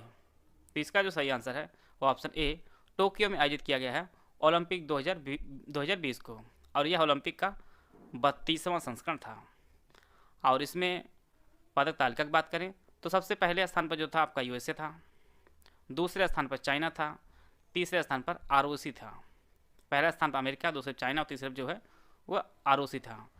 अब जान लेते हैं हम लोग भारत के बारे में। तो भारत ने ओलंपिक 2020 में कुल जो है 7 पदक जीता था और यह भारत का सबसे अच्छा जो ओलंपिक माना जाएगा। इनमें आपका 1 स्वर्ण था, 2 रजत था और 4 आपके कांस्य पदक थे। और जो 1 स्वर्ण पदक था वह नीरज चोपड़ा ने जीता था। आते हैं तो हाईकोर्ट के जूनियर असिस्टेंट का जो हमारा पेड कोर्स है वह 24 नवंबर 2022 से दोनों भाषाओं में शुरू हो रहा है। और साथ में ही UPSSC जूनियर असिस्टेंट का जो पेड कोर्स हमारा शुरू हो रहा है वो 26 नवंबर 2022 से दोनों भाषाओं में ये पेड कोर्स शुरू हो रहा है। अगर आप इन पेड कोर्स से जुड़ना चाहते हैं तो ये हमारे कॉलिंग नंबर है, आप इनसे जो है सारी इन्फॉर्मेशन ले सकते हैं और हमारे पेड ग्रुप जो है वो ज्वाइन कर सकते हैं। मिशन इंद्रधनुष किससे संबंधित है? शहरीकरण से, प्रतिरक्षण से, स्वास्थ्य एवं सफाई से या पेंशन से? तो इसका जो सही आंसर है वो ऑप्शन बी प्रतिरक्षण संबंधित है, इंद्रधनुष। और यह जो है स्वास्थ्य एवं परिवार कल्याण मंत्रालय द्वारा वर्ष 2014 में से शुरू किया गया था इंद्रधनुष कार्यक्रम को। आते हैं अगला प्रश्न लो, भारत की पहली बुलेट ट्रेन किन शहरों के बीच चलेगी? नई दिल्ली और वाराणसी, बेंगलुरु और चेन्नई, अहमदाबाद और मुंबई या नई दिल्ली और चंडीगढ़? तो इसका जो सही आंसर है वो ऑप्शन सी पहली जो बुलेट ट्रेन चलाई जाएगी वो अहमदाबाद और मुंबई के मध्य चलाई जाएगी। इसका जो ऑप्शन सी है वह सही है। और जो पहली ट्रेन जो तय करेगी दूरी वो आपके 508 किलोमीटर की जो है वो दूरी तय करेगी मुंबई और अहमदाबाद के बीच में। आते हैं अगला प्रश्न लोग, राष्ट्रीय मतदाता दिवस किस दिन मनाया जाता है? 12 जनवरी को, 25 जनवरी को, 15 जनवरी को या 10 जनवरी को? तो इसका जो सही आंसर है वो ऑप्शन बी 25 जनवरी को जो है राष्ट्रीय मतदाता दिवस मनाया जाता है। और इसके मनाए जाने के कारण इसलिए 25 जनवरी को, क्योंकि 25 जनवरी 1950 को जो है जो हमारा निर्वाचन आयोग है उसकी स्थापना की गई थी, और उसी दिन कारण जो है प्रत्येक वर्ष 25 जनवरी को राष्ट्रीय मतदाता दिवस मनाया जाता है। अन्य ऑप्शन को हम लोग देख लेते हैं। 12 जनवरी को राष्ट्रीय युवा दिवस, राष्ट्रीय युवा दिवस 12 जनवरी को। 15 जनवरी को थल सेना दिवस मनाया जाता है, थल सेना दिवस 15 जनवरी को। और 10 जनवरी को विश्व हिंदी दिवस मनाया जाता है, विश्व हिंदी दिवस मनाया जाता है। आते हैं अगला प्रश्न लोग, किसके शासनकाल में तुलसीदास ने रामचरितमानस की रचना की है? अकबर, हुमायूं, जहांगीर या शाहजहां? तो इसका जो सही आंसर है ऑप्शन ए अकबर के शासनकाल में जो है तुलसीदास ने रामचरित की रचना की थी। प्रश्न आपकी परीक्षा में इस प्रकार से पूछा सकता है कि तुलसीदास किसके समकालीन थे? तो इस प्रश्न का उत्तर होगा वह भी आपका अकबर ही होगा। इसका जो ऑप्शन ए है वह सही है। आते हैं अगला प्रश्न लोग, बंगाल के प्रथम गवर्नर जनरल कौन थे? William Bentinck, Lord Cornwallis, Warren Hastings या लॉर्ड कैनिंग? तो इसका जो सही आंसर है वो ऑप्शन सी वारेन हेस्टिंग जो है वो बंगाल का प्रथम गवर्नर जनरल था, और इसका जो कार्यकाल था वो 1773 से 1785 तक जो है इसका कार्यकाल था। यहाँ पे अन्य ऑप्शन उनको हम देख लेते हैं। विलियम बेंटिंग जो है ये भारत का पहला गवर्नर जनरल था, भारत का पहला गवर्नर जनरल वो आपका विलियम बेंटिंग था।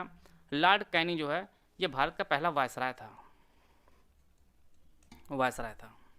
इनको भी आप लोग जरूर नोट कर लीजिएगा। इंग्लैंड में हाउस ऑफ कॉमन का जो पहला भारतीय सदस्य कौन बना था? एस.एन. बनर्जी, W.C. बनर्जी, दादा भाई नौरोजी या जी.के. गोखले? इसका जो सही आंसर है वो ऑप्शन सी दादा भाई नौरोजी जो है पहले भारतीय थे जो हाउस ऑफ कॉमन्स में सदस्य बने थे। इसका जो ऑप्शन सी है वह सही है। इनकी एक पुस्तक काफ़ी चर्चित रहती है, बार बार परीक्षा में पूछता रहता है, poverty and un British rule in India, इन्होंने ही लिखी है दादा भाई नौरोजी ने। इसका जो ऑप्शन सी है वह सही है। 2011 की जनगणना के अनुसार भारत के निम्नलिखित राज्यों में सर्वाधिक जनसंख्या घनत्व पाया गया है? केरल, उत्तर प्रदेश, पश्चिम बंगाल या बिहार? तो सबसे अधिक जनसंख्या घनत्व जो पाया गया है वह आपके बिहार में पाया गया। इसका जो ऑप्शन डी है वह सही है। पहला स्थान पर बिहार है, दूसरे स्थान पर आपका पश्चिम बंगाल है। आते हैं अगला प्रश्न लोग, निम्नलिखित दर्रों में कौन दर्रा अरुणाचल प्रदेश को तिब्बत से जोड़ता है? अगिल दर्रा, बनिहाल दर्रा, चांगला दर्रा या बोमडीला दर्रा? तो इसका जो सही आंसर है वो ऑप्शन डी बोमडीला दर्रा जो है यह अरुणाचल प्रदेश को तिब्बत से जोड़ता है, और तिब्बत की जो राजधानी ल्हासा है उसको इसे जोड़ता है। आगिल जो दर्रा है यह लद्दाख में स्थित है, बनिहाल दर्रा आपके जम्मू कश्मीर में स्थित है, और चांगला दर्रा आपके यह भी आपके लद्दाख में स्थित है। आते हैं अगला प्रश्न लोग, निम्नलिखित देशों में से किस देश में तकला मकान मरुस्थल स्थित है? मंगोलिया, तजाकिस्तान, चीन या कजाकिस्तान?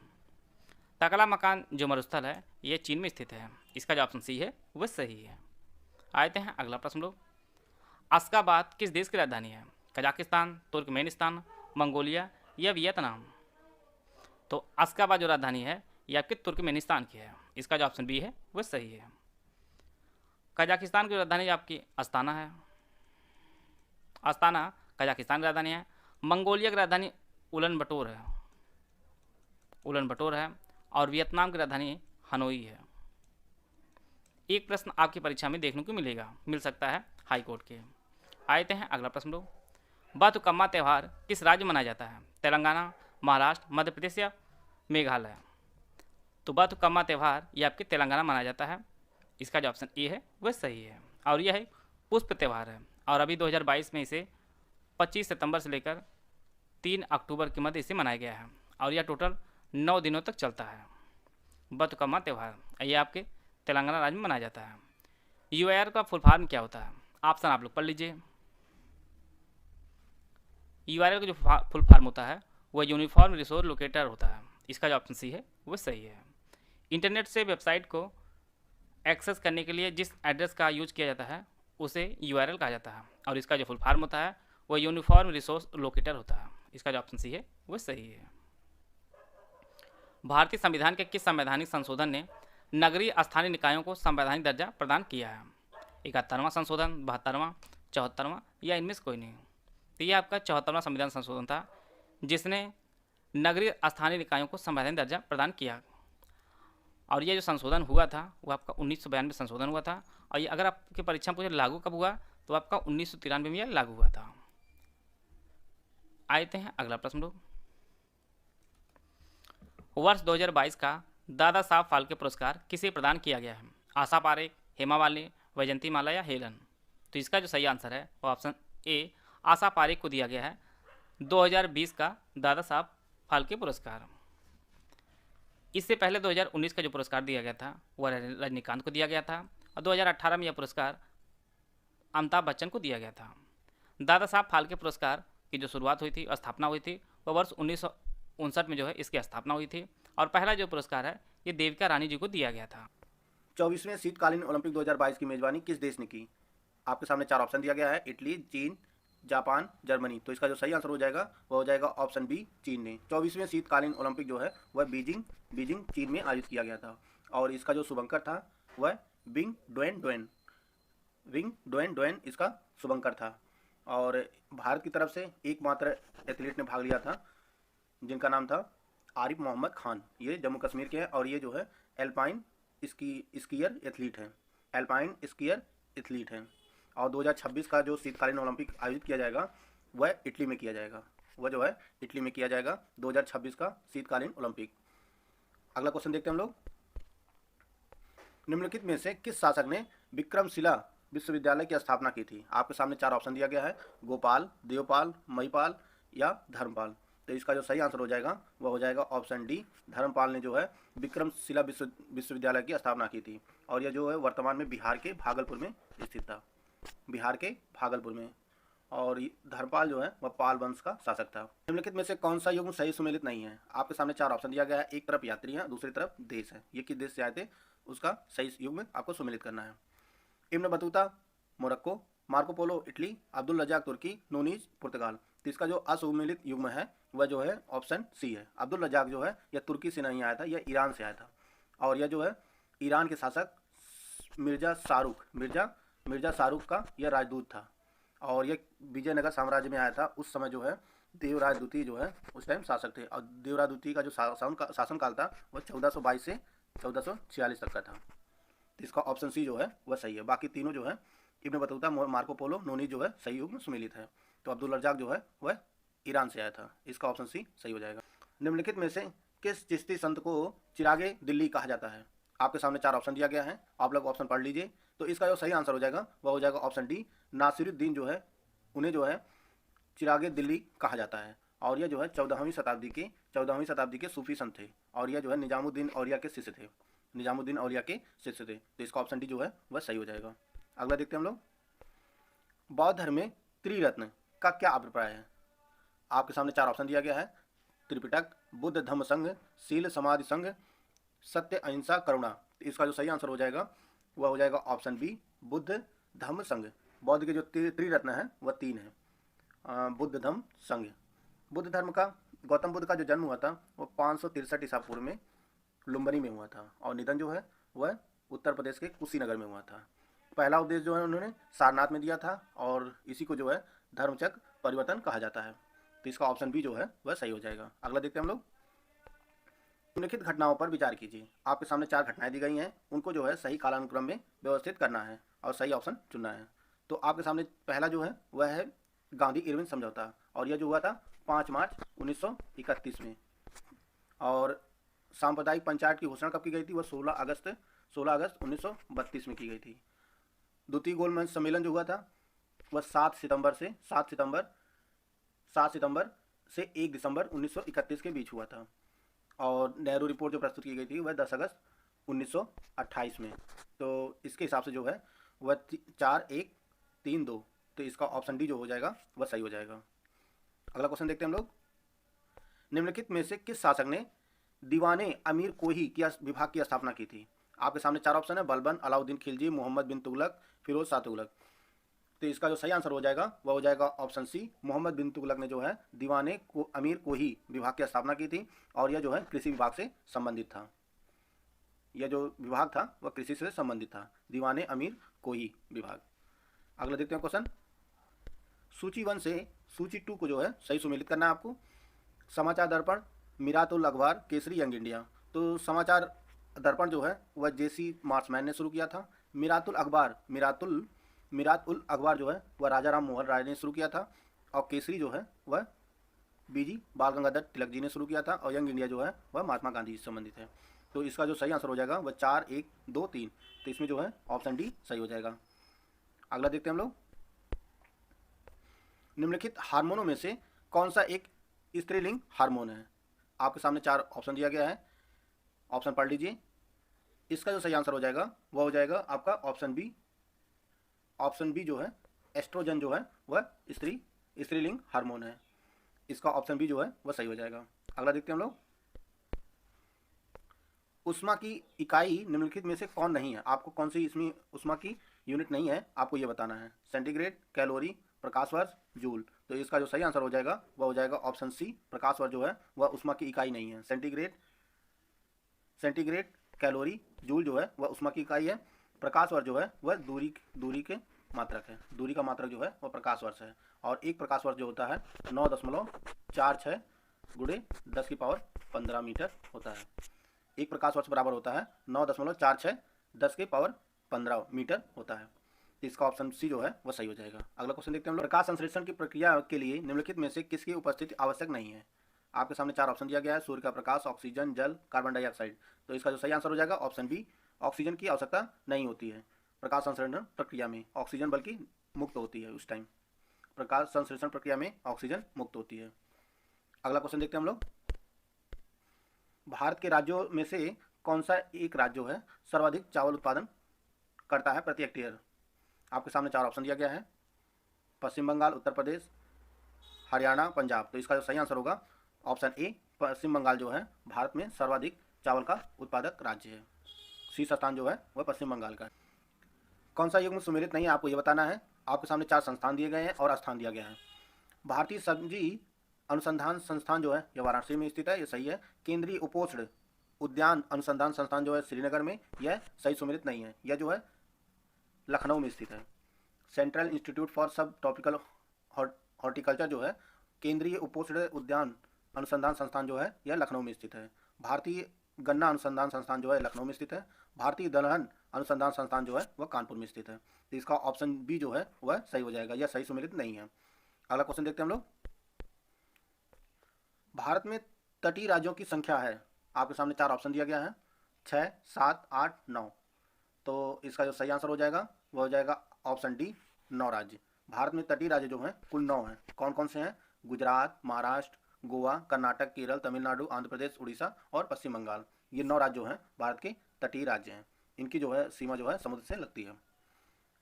अगला क्वेश्चन देखते हैं हम लोग।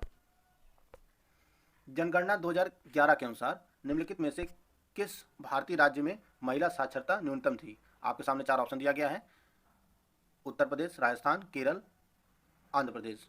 तो इसका जो सही आंसर हो जाएगा वह हो जाएगा ऑप्शन बी, राजस्थान। राजस्थान में जो है महिला साक्षरता वह 52.6% है। और उत्तर प्रदेश में जो है वह 59.26 है। और केरल में 91.98 है। आंध्र प्रदेश में 59.74 है। तो इसमें जो है इसका बी ऑप्शन जो है वह सही हो जाएगा। राजस्थान में जो है सबसे कम महिला साक्षरता दर है। अगला क्वेश्चन देखते हैं हम लोग। उत्तर प्रदेश का सबसे पूर्वी शहर निम्नलिखित में से कौन है? उत्तर प्रदेश के 4 जिले दिए गए हैं आपके सामने, बलिया, आजमगढ़, बाराबंकी, बस्ती। तो इसका जो सही आंसर हो जाएगा वो हो जाएगा आपका ऑप्शन ए, बलिया जो है उत्तर प्रदेश का सबसे पूर्वी शहर है। और पश्चिमी शहर जो आपका शामली हो जाएगा। उत्तरी शहर जो होगा वह आपका सहारनपुर हो जाएगा। दक्षिण जो होगा उत्तर प्रदेश का सबसे दक्षिण शहर जो होगा वो सोनभद्र हो जाएगा। और आपको पता ही उत्तर प्रदेश में कुल 75 जिले हैं। एक बार फिर से देख लेते हैं। पूर्वी जिला हो जाएगा वह आपका बलिया, उत्तरी जिला सहारनपुर, पश्चिमी शामली और दक्षिणी जो होगा वह सोनभद्र। इसका ऑप्शन ए सही हो जाएगा। अगला क्वेश्चन देखते हैं हम लोग। अगला क्वेश्चन है, उत्तर प्रदेश के लोकायुक्त की पद धारण अवधि है 5 वर्ष, 6 वर्ष, 7 वर्ष, 8 वर्ष। आपको ये बताना उत्तर प्रदेश में जो लोकायुक्त होते हैं वह उनका कार्यकाल कितने वर्ष का होता है? तो इसका जो सही आंसर हो जाएगा वह हो जाएगा ऑप्शन डी, 8 वर्ष का। उत्तर प्रदेश में जो है लोकायुक्त का पदधारण अवधि जो है वह 8 वर्ष की होती है। और वर्तमान में जो है लोकायुक्त जो है उत्तर प्रदेश के वह संजय मिश्रा हैं। और पहले लोकायुक्त जो थे वह विश्वम्बर दयाल, न्यायमूर्ति विश्वम्बर दयाल थे उत्तर प्रदेश के पहले लोकायुक्त। तो इसका ऑप्शन डी जो हो जाएगा वह सही हो जाएगा। अगला देखते हैं हम लोग। भारतीय संविधान के अनुच्छेद 170 के अनुसार किसी राज्य की विधानसभा के सदस्यों की न्यूनतम तथा अधिकतम संख्या क्रमशः हो सकती है। आपको ये बताना है किसी विधानसभा में कितने सदस्यों की न्यूनतम संख्या हो सकती है और अधिकतम संख्या हो सकती है। तो इसका जो सही आंसर हो जाएगा वह हो जाएगा ऑप्शन डी, 60 से कम नहीं हो सकती और 500 से ज़्यादा नहीं हो सकती। और विधानसभा का जो कार्यकाल होता है वह 5 वर्ष का होता है। इसका ऑप्शन डी जो है वह सही हो जाएगा। सेबी अधिनियम कब पारित हुआ था? आपके सामने 4 ऑप्शन दिया गया है, 1956, 1988, 1992, 1913। तो इसका जो सही आंसर हो जाएगा वह हो जाएगा ऑप्शन सी, सेबी अधिनियम जो है वह 1992 में पारित किया गया था। और इसी जो है सेबी अधिनियम 1992 से सेबी की जो है वह वैधानिक मान्यता प्राप्त हुई थी। और सेबी की स्थापना जो हुई थी वह 1988 में हुई थी।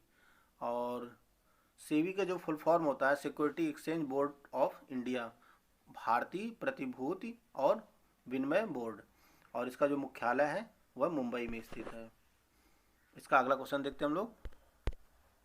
निम्नलिखित में से किस नगर में राजकीय ललित कला अकादमी उत्तर प्रदेश अवस्थित है? आपके सामने 4 शहर दिए गए हैं, लखनऊ, वाराणसी, मथुरा, प्रयागराज। तो इसका जो सही आंसर हो जाएगा वह हो जाएगा ऑप्शन ए, लखनऊ।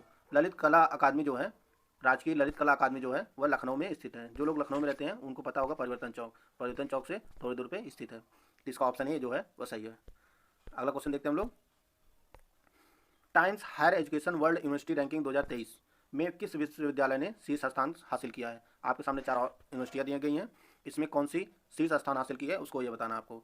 इसका जो सही आंसर हो जाएगा वह हो जाएगा option A, university of Oxford. यह जो है लगातार 7वीं बार Times Higher Education World University ranking में जो है शीर्ष स्थान हासिल किया है। और बात करते हैं भारत की, तो भारत जो है टॉप 300 में सिर्फ एक यूनिवर्सिटी है। सिर्फ एक यूनिवर्सिटी कौन सी है भारत की? Indian institute of science Bengaluru. यह जो है टॉप 300 में एकमात्र यूनिवर्सिटी शामिल है। अगला क्वेश्चन देखते हैं हम लोग। 36वें राष्ट्रीय खेल में उत्तर प्रदेश ने कुल कितने पदक जीते? आपके सामने 4 ऑप्शन है, 46, 56, 36, 49। तो इसका जो सही आंसर हो जाएगा वह हो जाएगा ऑप्शन बी, 56 पदक। 20 स्वर्ण, 18 रजत और 18 कांस्य। उत्तर प्रदेश ने कुल जो है 56 पदक जीता था। और इसमें जो है पदक तालिका में उत्तर प्रदेश 8वें स्थान पर था। और बात करते हैं पहले स्थान की, तो पहले स्थान पर जो था वह सर्विसेज था। सर्विसेज 128 पदक जीता, जिसमें 61 स्वर्ण था। दूसरे स्थान पर महाराष्ट्र था। महाराष्ट्र ने कुल कितने 140 पदक जीता था और इसमें सिर्फ 39 स्वर्ण था। तीसरे स्थान पर हरियाणा थी। हरियाणा ने कुल 116 पदक जीता था। तो इसका ऑप्शन बी जो है वह सही हो जाएगा। 36वें राष्ट्रीय खेल में जो है उत्तर प्रदेश ने 56 पदक जीता था। देखते हैं अगला क्वेश्चन हम लोग। दोस्तों आगे बढ़ने से पहले मैं आपको बता दूं, Allahabad high court junior assistant group C का 24 नवंबर से और यूपी ट्रिपल जूनियर असिस्टेंट का 26 नवंबर से हमारा पेड ग्रुप शुरू हो रहा है। अगर आप इनमें से कोई पेड ग्रुप लेना चाहते हैं तो ये नंबर दिए गए हैं, यहाँ पे आप कॉल या व्हाट्सअप कर सकते हैं। तो आगे बढ़ते हैं। हाल ही में अब्दुल लतीफ़ रशीद किस देश के नए राष्ट्रपति चुने गए हैं? ईरान, इराक, तुर्की, मंगोलिया। तो इसका जो सही आंसर हो जाएगा वह हो जाएगा ऑप्शन बी, इराक के। अब्दुल लतीफ़ रशीद जो है इराक के नए राष्ट्रपति चुने गए हैं। और बात करते हैं इराक की, तो इराक की राजधानी जो है वह बगदाद है। और इसकी जो करेंसी है वह इराकी दिनार है। इसको भी आप लोग याद रखिएगा। अगला क्वेश्चन देखते हैं हम लोग। 1975 में आपातकाल के समय भारत के राष्ट्रपति कौन थे? आपके सामने 4 राष्ट्रपति दिए गए हैं, आर.के. वेंकटरमन, आर.के. नारायणन, मोहम्मद हिदायतुल्लाह, फ़खरुद्दीन अली अहमद। तो इसका जो सही आंसर हो जाएगा वह हो जाएगा ऑप्शन डी, फ़खरुद्दीन अली अहमद जो थे वह जब 1975 में आपातकाल लगाया गया था उस समय राष्ट्रपति। भारत में जो है कुल 3 बार राष्ट्रीय आपातकाल लगाया गया है। 1962 में चीन से जब युद्ध होता तब, 1971 में और 1975 में। 75 में जब लगाया गया था उस समय जो है इंदिरा गांधी की सरकार थी। दोस्तों अगर वीडियो आपको अच्छा लगा हो तो लाइक कर सकते हैं, चैनल को सब्सक्राइब कर लीजिए। मिलते हैं नेक्स्ट वीडियो में। जय हिंद, जय भारत। निम्नलिखित में से कौन सा युग्म सुमेलित है? आपको ये बताना कौन सा युग्म सुमेलित है। तलचर कोयला क्षेत्र महानदी घाटी, कर्णपुरा कोयला क्षेत्र सोन घाटी, सिंगरेनी कोयला क्षेत्र दामोदर घाटी, सिंगरौली कोयला क्षेत्र गोदावरी घाटी। तो इसका जो सही आंसर हो जाएगा वह हो जाएगा ऑप्शन ए, तलचर कोयला क्षेत्र महानदी घाटी। और बाकी ये जो तीनों हैं ये असुमेलित हैं। कर्णपुरा कोयला क्षेत्र जो है यह दामोदर घाटी के अंतर्गत आता है। सिंगरौली कोयला क्षेत्र वह जो आपका गोदावरी घाटी, और सिंगरौली जो है कोयला क्षेत्र यह सोन घाटी के अंतर्गत आता है। तो इसका ऑप्शन ए जो है वो सही हो जाएगा। अगला क्वेश्चन देखते हैं हम लोग। उत्तर प्रदेश राज्य में परीक्षा बांध किस नदी पर बनाया गया? आपको ये बताना है। शारदा, चंबल, बेतवा, घाघरा। तो इसका जो सही आंसर हो जाएगा वह हो जाएगा ऑप्शन सी, बेतवा नदी पर परीक्षा बांध बनाया गया है। बेतवा नदी जो है यह आपकी यमुना नदी की सहायक नदी है। और राजघाट, माता टीला यह जो बांध भी है यह बेतवा नदी पर ही स्थित है। तो इसका ऑप्शन सी जो है सही हो जाएगा। अगला क्वेश्चन देखते हैं हम लोग। बुग्याल घास के मैदान किस क्षेत्र में पाए जाते हैं? आपके सामने चार ऑप्शन दिया गया है। वृहद हिमालय, मध्य हिमालय, ट्रांस हिमालय, शिवालिक। तो इसका जो सही आंसर हो जाएगा वह हो जाएगा ऑप्शन बी, मध्य हिमालय। बुग्याल घास के मैदान जो है वह मध्य हिमालय में पाए जाते हैं। और भारत में जो है ये उत्तराखंड में ये बुग्याल घास के मैदान मिलते हैं। तो इसका ऑप्शन बी जो है वह सही हो जाएगा। अगला क्वेश्चन देखते हैं हम लोग। निम्नलिखित में से कौन सा शासक गुर्जर प्रतिहार वंश से संबंधित नहीं है? चार शासक दिए गए हैं आपके सामने। नागभट्ट द्वितीय, महेंद्रपाल प्रथम, देवपाल, शशांक। तो इसका जो सही आंसर हो जाएगा वह हो जाएगा ऑप्शन डी, शशांक जो है वह गुर्जर प्रतिहार वंश से संबंधित नहीं है। बाकी नागभट्ट, देवपाल और महेंद्रपाल जो है यह गुर्जर प्रतिहार वंश के शासक थे। बात करते हैं गुर्जर प्रतिहार वंश जो है यह 7वीं शताब्दी से 11वीं शताब्दी के मध्य तक जो है वह मध्य उत्तर भारत के हिस्से में जो है शासन किया था। और इसके संस्थापक जो थे वह नागभट्ट प्रथम थे। तो इसका ऑप्शन डी जो है वह सही हो जाएगा। शशांक गुर्जर प्रतिहार वंश से संबंधित नहीं था। अगला क्वेश्चन देखते हैं हम लोग।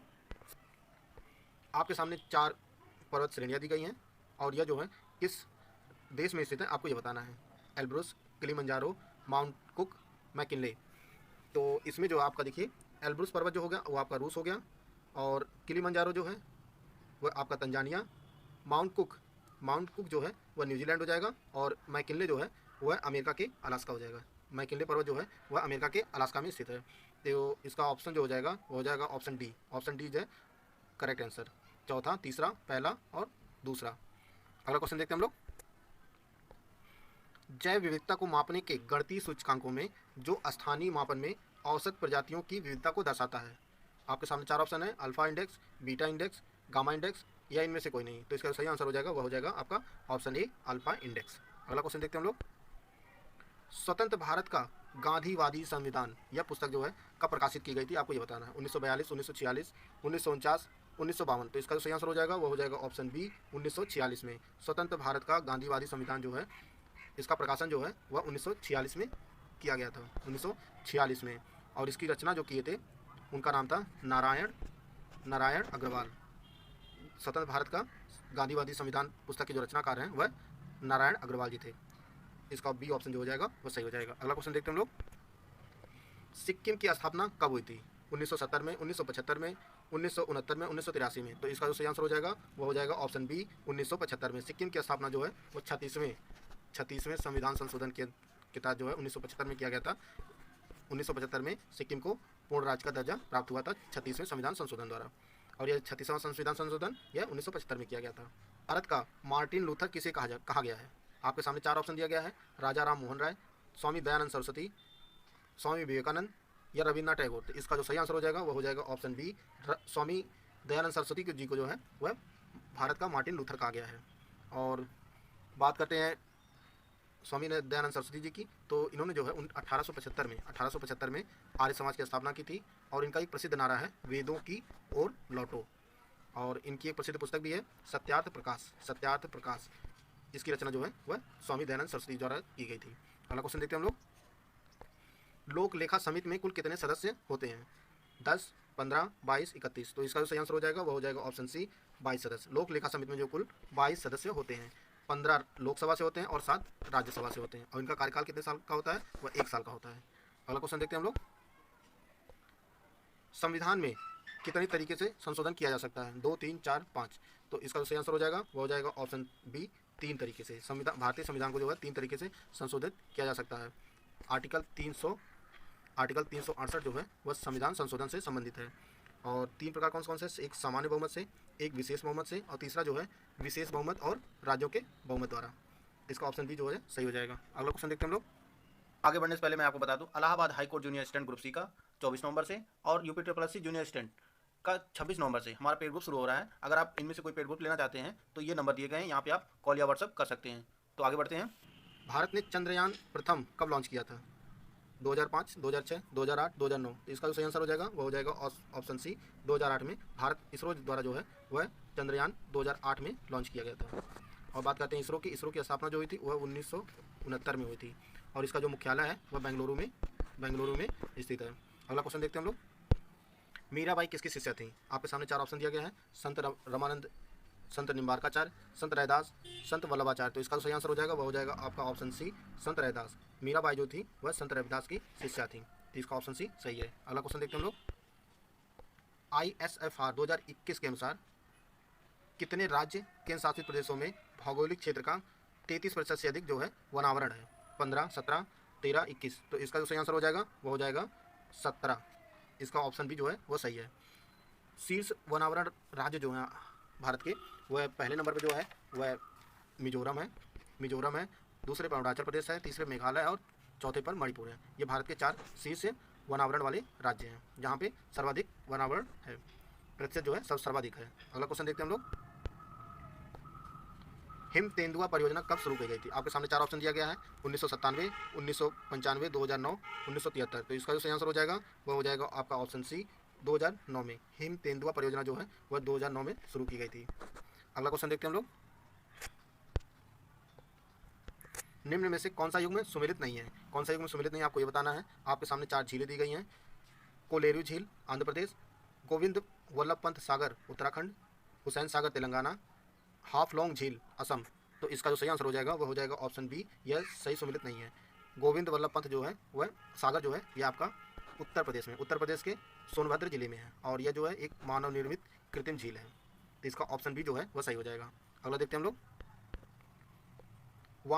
वांगला महोत्सव जो है किस राज्य में आयोजित किया जाता है? मेघालय, त्रिपुरा, असम, तमिलनाडु। तो इसका जो सही आंसर हो जाएगा वह हो जाएगा ऑप्शन ए मेघालय। वांगला उत्सव जो है वह मेघालय में आयोजित किया जाता है और यह नवंबर मंथ में आयोजित किया जाता है और इसे जो है 100 ड्रम महोत्सव के नाम से भी जाना जाता है। अगला क्वेश्चन देखते हैं हम लोग। उत्तर प्रदेश में पहले जैव प्रौद्योगिकी पार्क की स्थापना की गई थी। 4 शहर दिए गए हैं आपको, कानपुर, वाराणसी, नोएडा, लखनऊ। तो इसका जो सही आंसर होगा वो हो जाएगा ऑप्शन डी लखनऊ में। उत्तर प्रदेश में पहला जीव प्रौद्योगिकी पार्क जो है वो लखनऊ में स्थापित किया गया था। इसका ऑप्शन डी जो है वो सही हो जाएगा। अगला क्वेश्चन देखते हैं हम लोग। वायुमंडल में सबसे कम किसकी मात्रा है? किस गैस की मात्रा सबसे कम है आपको ये बताना है। Argon, carbon dioxide, neon, krypton. तो इसका जो सही आंसर हो जाएगा वह हो जाएगा ऑप्शन डी क्रिप्टन जो है वह वायुमंडल में इन तीनों गैसों से सबसे कम मात्रा में पाई जाती है। अगला क्वेश्चन देखते हैं हम लोग। जरा याद करो कुर्बानी गाने के रचयिता कौन है? जावेद अख्तर, प्रदीप, बंकिम चंद्र चटर्जी, रघुपति सहाय, फिराक। तो इसका जो सही आंसर हो जाएगा वह हो जाएगा आपका ऑप्शन बी प्रदीप। जरा याद करो कुर्बानी गाने के जो रचयिता हैं वह आपके प्रदीप हैं, कवि प्रदीप। और यह गाना जो है 1962 का जो युद्ध हुआ था चीन से, उसके बाद जो है जो भारत के सैनिक वीर शहीद हुए थे उन्हीं को समर्पित किया गया था यह गाना, जरा याद करो कुर्बानी। इसका ऑप्शन बी जो है वह सही हो जाएगा। अगला क्वेश्चन देखते हैं। निम्नलिखित में से कौन सी नदी पश्चिम की ओर बहती है? आपके सामने 4 नदियाँ दी गई हैं, गंगा, नर्मदा, गोदावरी, यमुना। तो इसका जो सही आंसर हो जाएगा वह हो जाएगा ऑप्शन बी नर्मदा नदी जो है वह पश्चिम की ओर बहने वाली नदी है। नर्मदा नदी का जो उद्गम स्थल है वह अमरकंटक है। तो इसका ऑप्शन बी जो है वह सही हो जाएगा। अगला क्वेश्चन देखते हैं हम लोग। टाइगर राज्य किसे घोषित किया गया है? आपके सामने 4 ऑप्शन दिया गया है, राजस्थान, मध्य प्रदेश, उत्तर प्रदेश, जम्मू कश्मीर। तो इसका जो सही आंसर हो जाएगा वह हो जाएगा आपका ऑप्शन बी मध्य प्रदेश। मध्य प्रदेश को जो है टाइगर राज्य के रूप में जाना जाता है और 2018 की गणना के अनुसार जो है वह मध्य प्रदेश में बाघों की कुल संख्या जो थी वह 526 और कर्नाटक में 524। बात करते हैं उत्तर प्रदेश की, तो उत्तर प्रदेश में 173 टाइगर थे। तो इसका ऑप्शन बी जो है मध्य प्रदेश सही हो जाएगा। अगला क्वेश्चन देखते हैं हम लोग। भारतीय राष्ट्रीय कांग्रेस की प्रथम महिला अध्यक्षा कौन थी? सरोजिनी नायडू, विजया लक्ष्मी पंडित, एनी बेसेंट, इंदिरा गांधी। तो इसका जो सही आंसर हो जाएगा वह हो जाएगा आपका ऑप्शन सी एनी बेसेंट जो थी वह भारतीय राष्ट्रीय कांग्रेस की प्रथम महिला अध्यक्ष थी और यह जो है 1917 के कोलकाता अधिवेशन में चुनी गई थी भारतीय राष्ट्रीय कांग्रेस की अध्यक्ष के रूप में। तो इसका ऑप्शन बी जो है वह सही हो जाएगा। अगला क्वेश्चन देखते हैं हम लोग, किन महीनों में रबी फसल की बुआई होती है? आपके सामने 4 ऑप्शन दिया गया है, ऑप्शन पढ़ लीजिए। इसका जो सही आंसर हो जाएगा वह हो जाएगा आपका ऑप्शन सी, अक्टूबर से नवंबर के मध्य जो है रबी फसलों की बुआई की जाती है। रबी फसल में जो है गेहूं, चना, आलू, मटर, ये सभी जो है रबी की फसलें हैं। भारतीय राष्ट्रीय कांग्रेस के त्रिपुरी अधिवेशन में जो 1939 में हुआ था, सुभाष चंद्र बोस को कांग्रेस का अध्यक्ष चुना गया था। आपको ये बताना है त्रिपुरी जो है वह कहाँ स्थित है, कोलकाता में, पुणे में, जबलपुर में, अहमदाबाद में। तो इसका जो सही आंसर हो जाएगा वह आपका हो जाएगा ऑप्शन सी, जबलपुर में। यह मध्य प्रदेश के जबलपुर में स्थित है त्रिपुरी। इसका ऑप्शन सी जो होगा वह सही हो जाएगा। दोस्तों आज की वीडियो समाप्त करते हैं, मिलते हैं नेक्स्ट वीडियो में। जय हिंद, जय भारत।